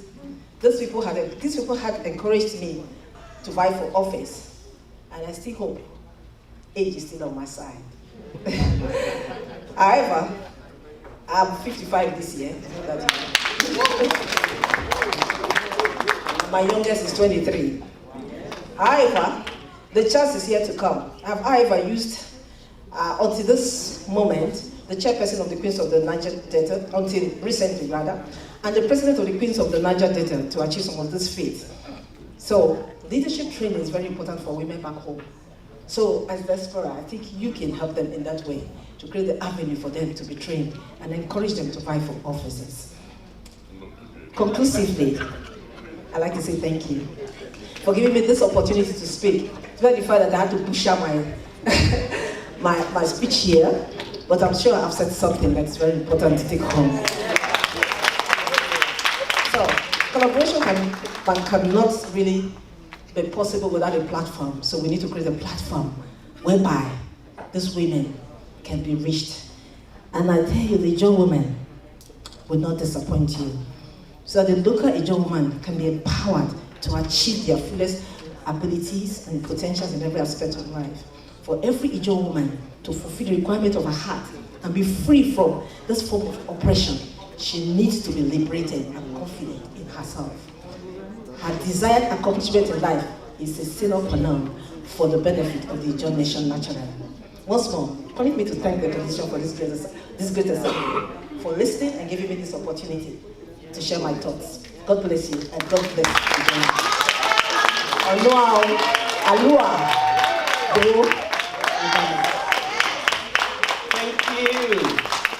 Thank you. Thank you. Without a woman, there's no society. Thank you. Thank you. And I feel the challenge. I feel the pain.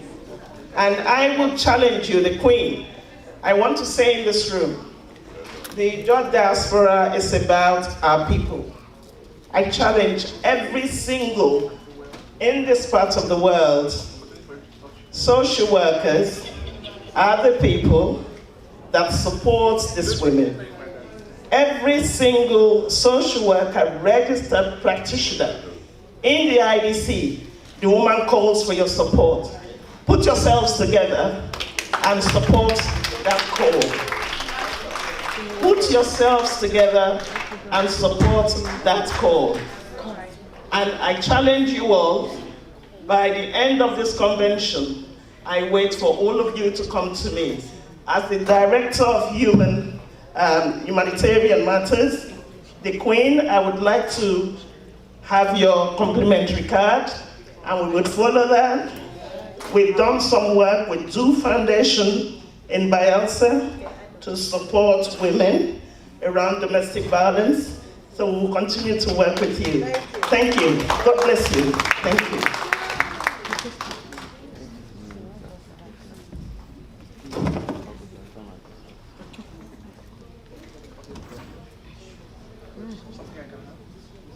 We would like our president, Professor Gold, to come and give us a few words before we have the King to end this segment of the event. Professor Gold, I want all the executive to stand up and clap for Professor Gold.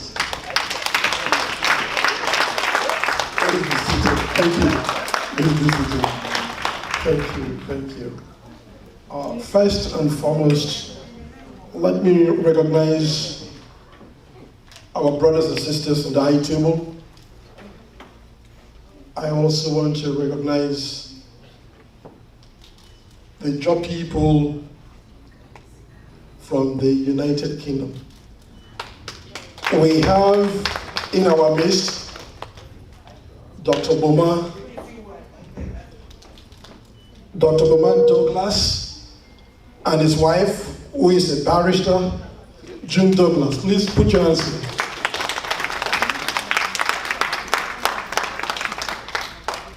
I also like to recognize the presence of the Ijaw Women Association of United Kingdom, represented by Esther Tarere Oki.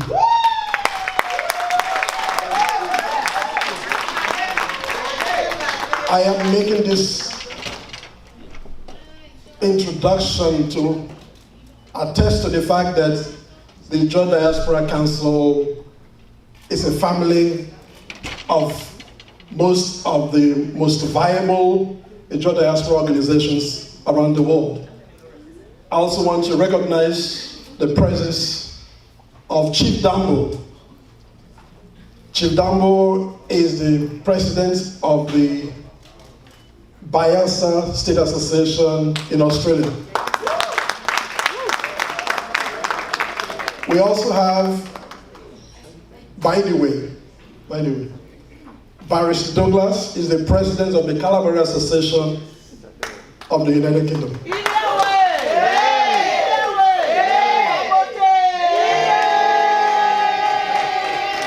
Now, it might also interest you to know that Nigerians in the United Kingdom have an umbrella organization for all the Nigerians. And the history points to the fact that for the first time, we've been able to have an Ijaw man to be in charge of that organization. It is also, again, my pleasure to introduce to you Dr. Beaumont Douglas, formerly. We also have quite a number of men and women from one of the most powerful subgroups in the Ijaw nation. We have members from the Wakrike Association. Please. Thank you. We are so happy to have the participation of IWA. The Ijaw women of North America, their record is quite clear.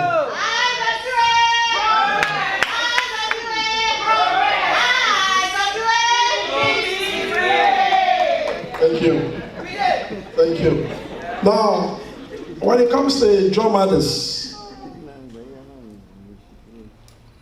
especially before the advent of COVID, we know the individuals that have been really struggling, fighting day and night to project the image of the Ijaw people, to protect the territorial integrity of the Ijaw nation. We have in our midst Chief Architect Amangbe Kentabe.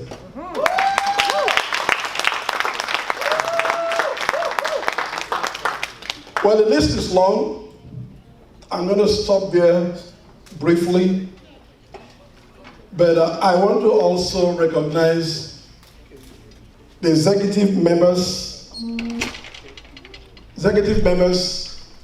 of our great organization. We have in our midst someone who have, in the last 50 years, dreamt about the structure of IDC. And it's the person of Dr. Nabena. Yeah. We have several political parties, and it's on record that since the advent of politics, Bayelsa has been more or less been ruled by PDP. And we have some key members in our organization that really worked towards bringing PDP, and I stand to be corrected, because I know that Fred Ahmed is here, and Professor Steve Azaiki is also here. But our able INC Foundation member, Honorable Commissioner Patrick Erasmus Patrick is also here. That we have in our leadership a fine, very intelligent, a woman with a temperament that is worthy of emulation. IDC is where we are because of this amazing woman. And my introduction of the executive will not be acceptable without mentioning Honorable Mrs. Desiree Brisbane Downey. Thank you very much. I love you. Thank you so much. Now, we are trying to create a partnership very enviable partnership with an organization that has been introduced to us, and we look forward to making sure that your projects are taken to Ijaw Nation. We have in our midst quite a number of dignitaries from the African Diaspora Union. African Diaspora, there are about 4 of them here. One of them was involved in an accident and she's not here with us. But our prayers and thoughts are with her. Please extend our warm regards to Viola Green, that IDC, the Ijaw Diaspora Council, wishes a speedy recovery. We have in our midst, one of them I would like to say, to represent him, Honorable Ambassador Robert Francisco Asprilla. Thank you. This relationship has been made possible. Our relationship has been put together by the first military governor of Rivers State. Yes. The whole Rivers State. Yes. He's here. You know, he's a king that, I don't know how to describe him, but I've seen him in several functions, but I can say this. He has never been late in any government function, even though most of the leaders, because when he came to my secondary school years ago, and then I was in secondary school in Bonny, he came with his helicopter, and I was part of the kids running around to sing for him. In spite of his marvelous, fantastic, immeasurable contributions as it relates to the development of the whole River State, he has been so consistently punctual in all issues concerning the Ijaw Nation. We appreciate it. We do. Now, there are other things I would like to say, but time is of the essence. Time is of the essence. If I've not recognized you, please forgive me. A lot of people are here. I have my secret friends here. One of them is Chief Iwarimi Ezekiel. I also have another secret friend here, Dr. Festus Odubo, who is an energy expert, and he has done so well to take several businesses to Nigeria, and some of his business associates are here. And another friend of mine is Tari Odubo, and Tari Odubo is so, Otoba, beg your pardon. Tari Odubo is so down to earth.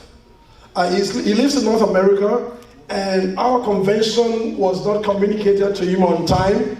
But when a critical stakeholder of the Ijaw Nation reached out to him that he will be in the United States, Dr. Otobo quickly, without hesitation, said, I will be there. And so we need people like Dr. Otobo, people that are responsive to the call, responsive to the Ijaw agenda, have the right temperament, willing to work together. Dr. Otobo, you're welcome. Now, finally, we have our partners here who have contributed financially to the success of the organization. I thank each one of you. I thank you so much. There is one group I'm going to mention because they gave us so much money. And so please, if you look at the back of your brochure, the event journal, I want to make this clear. Zito and Rosie Farms, beg your pardon, Rose Farms, thank you. We love you. Thank you. You've done so well for Ijaw Nation, and I hope that you will continue to do that.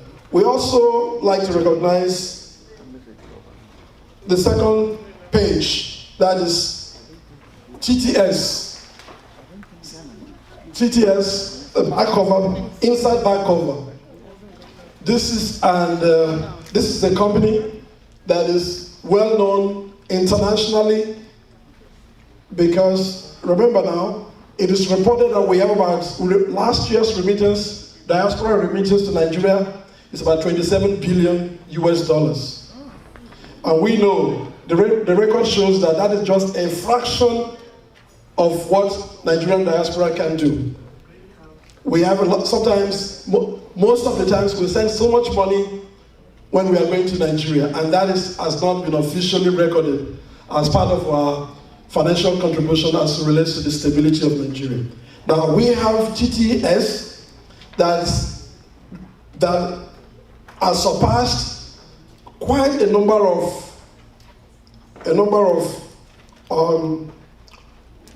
organizations interested in assisting us to transfer money to Nigeria. If you are using, some of them, if you are sending 1,000, your fee is going to be $12. But we have an organization called Tap Send, and at $1,000 makes no difference. Maybe just $2 or thereabout, you are free to use this service. It's credible. They will have a very strong and sustainable partnership with IDC. It is on record that they are willing to work with us. And so the representative is here. She has so much love for Ijaw people to the extent that she told Chief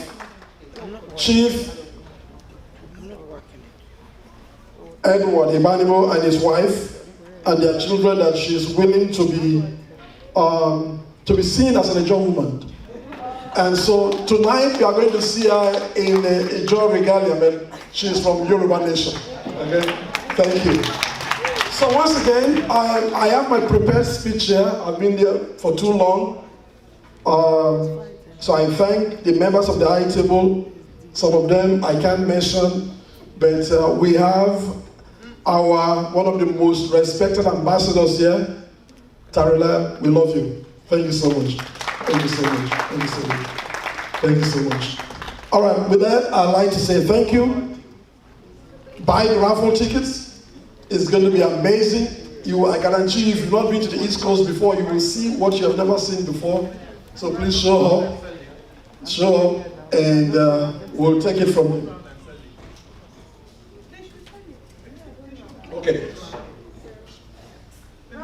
Okay, so they have asked me to stop talking.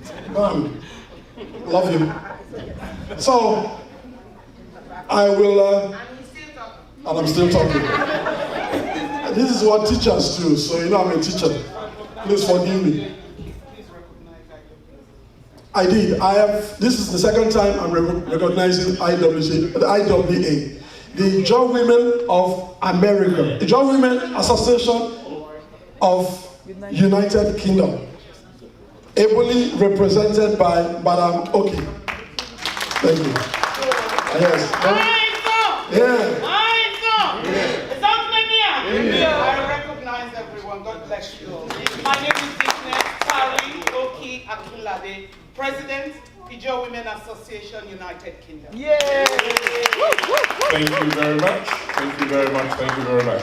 Well, time has been fast spent. I think we've all had a wonderful time listening to all the speakers today. My name is Denzel Amare Kentebe, and I'm going to be the moderator for this evening. To give people opportunity to ask a few questions. We had speak earlier the representative from Bayelsa State government on investment. We had Dr. Ngeri, who spoke on the role of women. Ambassador Igali from home talked about the voice of the Ijaw nation, using examples of our literal icons.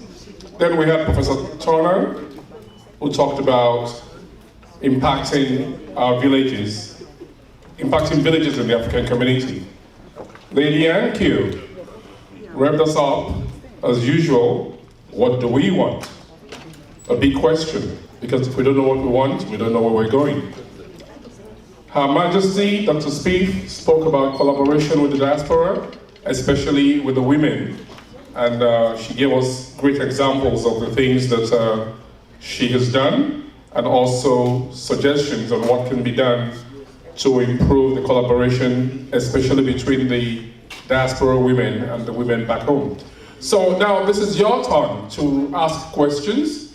We have an opportunity we're going to do this very fast, so I'm going to give an opportunity to 4 people to ask questions of any of the speakers who have presented to us today, apart from Dr. Igali. It could be a question to anyone else on the high table. We have the governor's representative here. We have our honorable members. We have our ambassadors. And we have, of course, most of our speakers are sitting down here. So if you have any question, your question should be very brief. If you have a comment, it should even be more brief, you know. And if you talk too long, I'm a very, very strict person, I will stop you. So please take note. Ask your question, get straight to the point, make your comment, get straight to the point, so we can all have ample opportunities to benefit. Thank you very much. Lady, over there. I'll bring you the mic, don't worry. That's all right. So I can stand next to her, make sure she's not.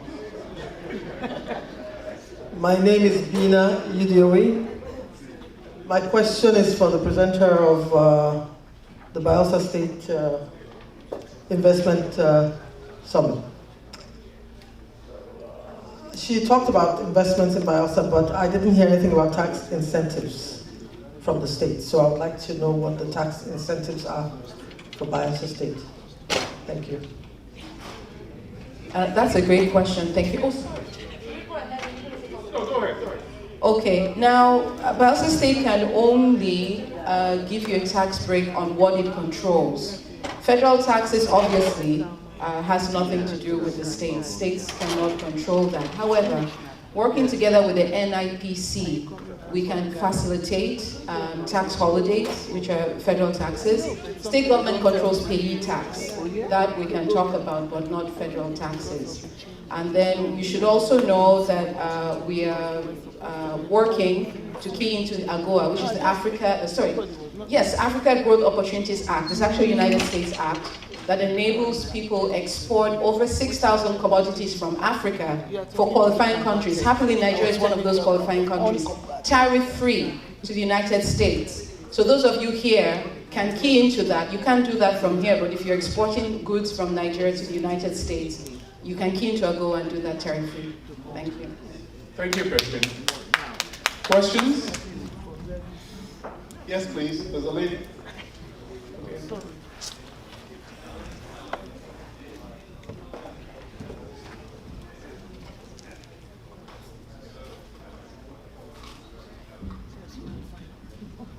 Greetings and blessings, Ijaw Nation. My name is Deborah Dane Abbey, for the record. And this is in pursuant of the question posed by our dragoness and mother of the Ijaw Nation. And she asked, Ijaw Nation, what's the plan? The Yorubas have their plan. The Igbos have their plan. The Hausas and the Fulanis have their plan. And so my question is, not just to IDC, but to the entire Ijaw Nation, really, what is the plan moving forward, Ijaw Nation? Thank you. Is that question get to someone, or you were just asking a rhetorical question? It's not rhetorical by any means. If IDC can answer that question as far as the leadership goes, or if anybody who has a plan that Ijaw Nation doesn't know about can answer it. Thank you. Anyone wants to take on that question?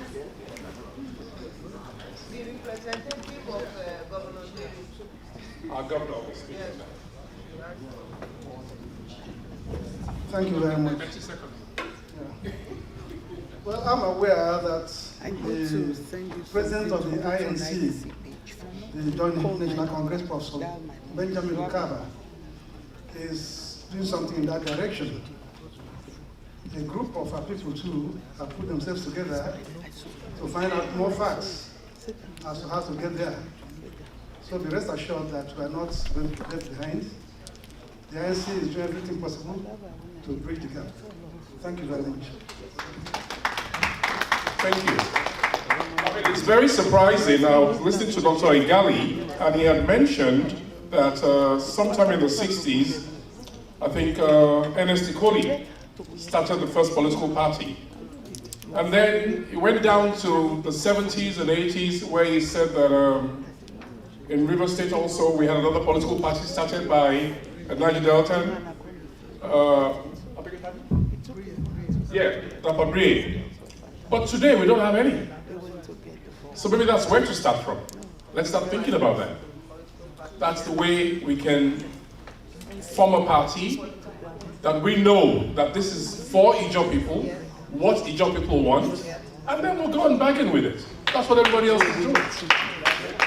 So I hope that answers the question. Thank you.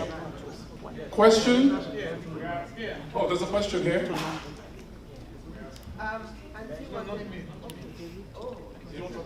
No, you ask. Then we'll take two more. This question is directed to the Queen of Twombras. Yeah. Thank you very much for your presentation. First of all, I want to appreciate and honor you for what you are doing. My wife follows you online a lot. And then the other question I really want to ask, what are the challenges you face, cultural challenges? Because you are into the children, you are into the elderly, what are the cultural challenges, not financial, cultural challenges you face coming out with such a big project? Yeah, thank you. Most of the challenges we face actually has to do with being a woman. And you know, I'm really frustrated about the fact that I'm a woman, I'm sitting down here, they've been announcing since they didn't even announce my name. And yes, we're talking about women. I'm just trying to give you an example of how they feel. So mutilation of the girl child, violence against the woman, all these things. When you report it to the government or the men, it's like fallacy. They don't take it serious. So these challenges, it comes from our culture. The women are seen as second fiddle. So they are not listened to. They are not given the opportunities that will actually advance them. So, if, for example, I go to the village and I see a woman without, maybe she has children, can't even find her children. She's all alone, elderly, and there's a local government there, but they don't care because she's a woman. The truth be told. But if it's a man, I mean, people will look at it. If a man copulate with a woman, the woman and another man's husband, for example, the woman will be beaten. The woman will be dirty, but a man slept with her. Nobody talks about the woman. I mean the man. The man gets away with it all the time. So what happens is that if a woman, a place is given to that woman and treated with respect and given the opportunities, they'll be able to do a lot better. But culture has always brought us down. And I think that culture, I'm so sorry. It's not one of my favorite. And yes, that's one of the culture too. And you can imagine me tying wrapper and trying to get to my kingdom by water. Yes, you can imagine what that means. So it's a big problem. The word culture lays on our shoulders diminishes our ability to be viable and to be able to be self-sustained, reliant on our trade. Everything is the men's word. So my appeal here is that the men should give the women a chance to complement them. We don't want to lead them, but we want to complement them. So that there will be a difference in the world. And I'm telling you, if they do that, Nigeria itself will be a different place. For example, election is coming out next year. Why don't you make a woman a vice president for once, and we will get a difference.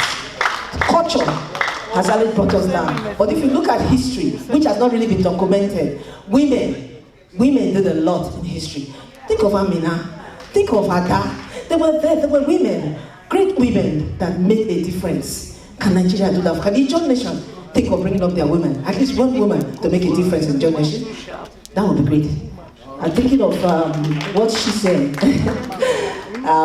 Q, okay, yes. When we hear what she said about being an activist, I agree with her that we need a voice in the Niger Delta. We need a voice. Most of our young men that would have spoken for us are sold out. Let's get a voice in the Niger Delta. And then a man or a woman, but somebody that can lift up the Ijaw nation. Thank you. Last question. Mine is a plea. I want to please plead because I work with young people in Bayelsa State, and there's a whole lot of gap between leadership and the youths. As I'm speaking right now, we have lost a lot of our people into cultism, dropouts from school. There is no mentorship in the Ijaw nation. Who would they look up to? Whereas we have a whole lot of leaders. I had a program in a tertiary institution and I invited Professor Steve to speak. When he ran down his profile, the students stood up and started applauding. They said, only you. And I want to tell you that at the end of that section, that year, we had a lot of people thinking straight. Because the thing was, after school, what next? So they got to understood that he came from nothing to where he is. But that's the problem we have. There's no mentorship. People are not picking up people to train them. And these young people are helping themselves. Right now, we are challenged with Yahoo. Young boys killing girls. Everywhere. Quick money. And it's not helping us. River State, Delta State, Akwa Ibom State. The cultism in Bayelsa is high more on the Niger Delta. No government can handle security alone. And all the monies that the government get, little money that comes from their location, we don't have much. Bayelsa State has only 8 local governments. And when the money comes, there's too many things on it. We need help. As the state government, we need help. Because I run the agency for mass education. It caters for those girls who are out of school who can't join the formal education. And it also caters for adults, a lot of our women who didn't go to school, who dropped out, now coming back to the classrooms. Because education is key to prosperity. Thank you very much. Thank you very much, sir.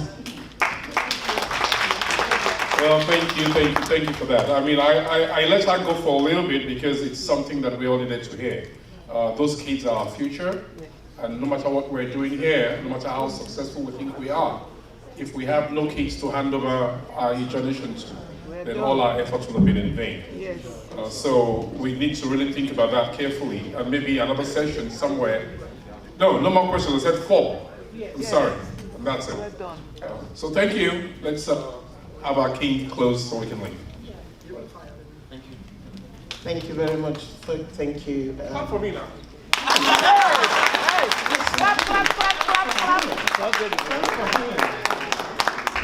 I would like to, for us to end this segment of the day by calling on our king to give us a closing remark for this time, because we're back here for the gala night at 7 o'clock this evening, when we hope that the governor would be with us and other dignitaries that we're expecting to this occasion.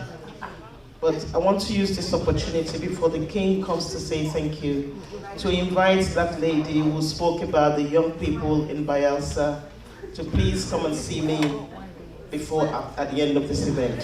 Thank you.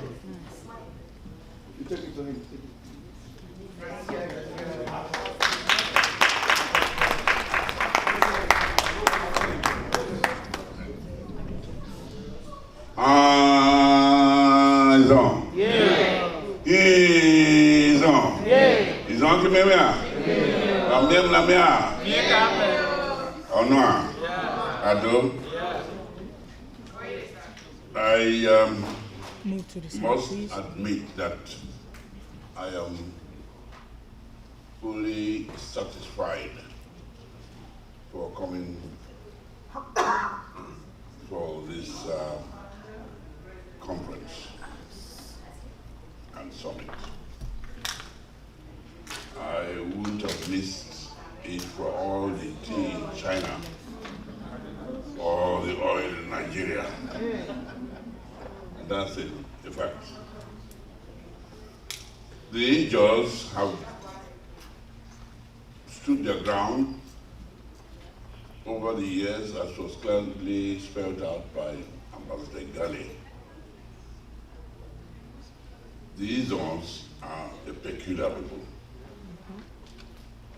And God has also blessed us. The president with a lot of, we have been pioneers in living the struggle, as was pointed out. But let me give you a small information which might even make you happier. Ife. Israel is on Israeli diaspora movement. I don't know if how many of you know of it or heard of it. Is on Israeli diaspora movement. This is a letter they sent to me on the 9th of June. Appointment as special envoy and chairman of his own Israeli diaspora movement. And it goes on to say that these ones, according to history, were a tribe in Israel way back in the biblical account of the Arab king of Asa. Let me leave it at that. I'll make this data available to the organizers so that you will all have a copy. But that is only one of the areas I can open up to you for us to widen your scope, give you more opportunities, and also give you opportunity to serve, to volunteer to do one thing or another. The African Diaspora Union, AfriDu, also in a similar manner appointed me as a special envoy and chairman of the African Traditional Rulers Council in Diaspora Council. I was in Addis Ababa, Ethiopia, about a month ago to be inaugurated as such. And also, the African Council on Narcotics also found me fit to be made their chairman. And I'm supposed to take the message to all the African kings and governments that unless the substance abuse and prevention sensitization programs are carried out, they have no future.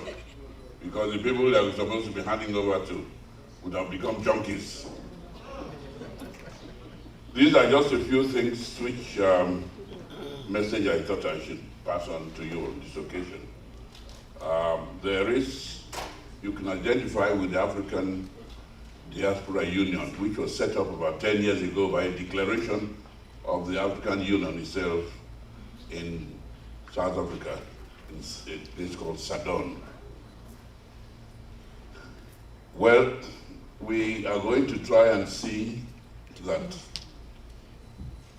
quite a number of them are completely convinced that their parents or grandparents or great-grandparents who were taken away as slaves over 500 years ago, they want to come back to and have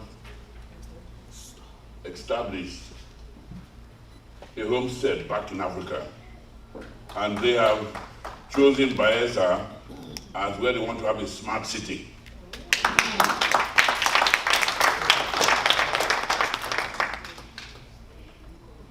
Slave trade started not just with a set of wave of slaves being sent to the West Indies. Slave trade, a lot of Africans were being taken to Europe before them.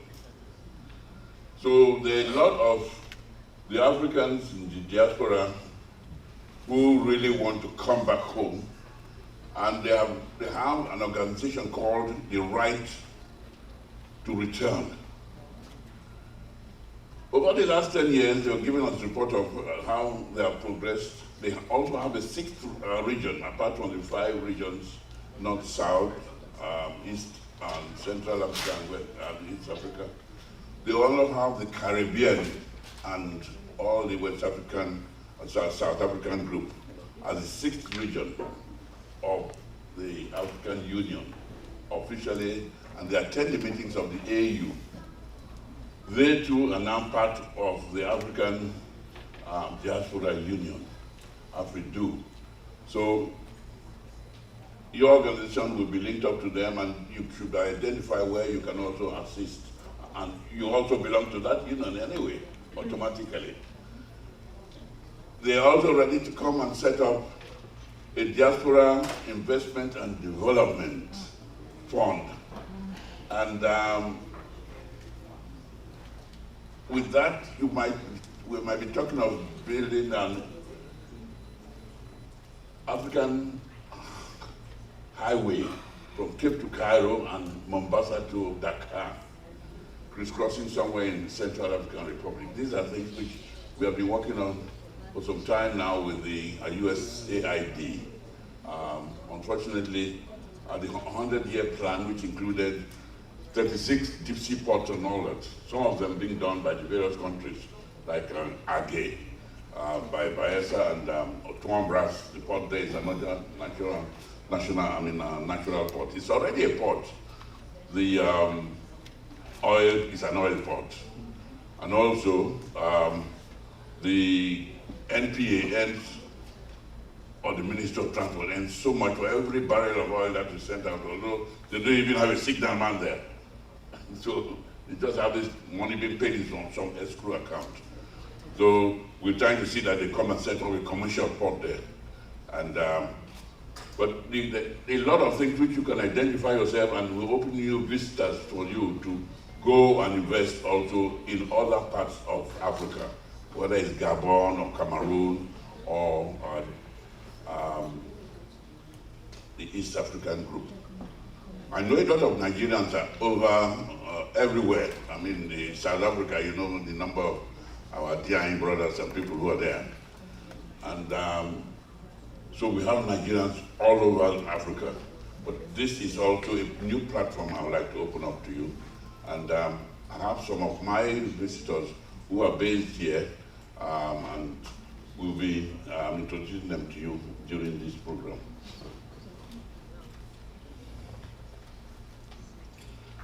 There's Ian Campbell. There's also Johanna Myers. Well, the senior advisor to the African Diaspora Union, Disha Johnson, and representative of the Caribbeans.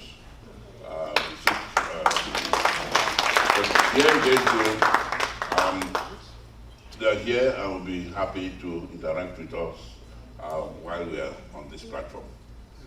So, well done, all of you who have come from far and near, those all the way from Australia. It's not easy, it's way down below.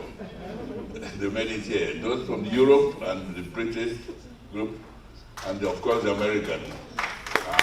And we had a wonderful reception since we arrived.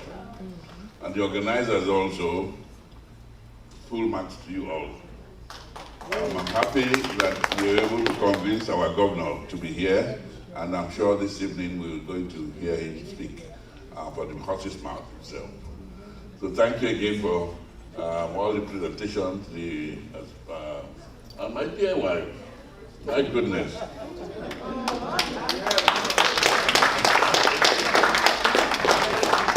I mean, you know, I still remember a few years back, my one-time secretary to government, or SMG, you know, SMG, Daniel Kallio, you remember him? Yes. Daniel Kallio was being told by General Hassan, he said, you see, this young man is His Excellency. If everything goes right, he gets all the accolades and the praises. And you are the SMG. Well, we're the military governor. He was the SMG. He said that you are the senior military governor. So if anything goes wrong, fire is God for you. But Daniel Kallio, late after we left office, came visiting us when we were in the Marine base, and there was people like this, or a Calvin. The best man for the job is a woman. That was the signboard she had on her table. She was president of the Student Union, Uniport, around the 90s, I think, 1991. And by 94, she came and took over and became our group managing director. And since then, she's not stopped. She's Well, you taste and see. So she's here, and I'm happy that we all were able to make it here. And I would like to say to you all again, Onoa, Do, Obama, Aloha, Mbana. Thank you very much.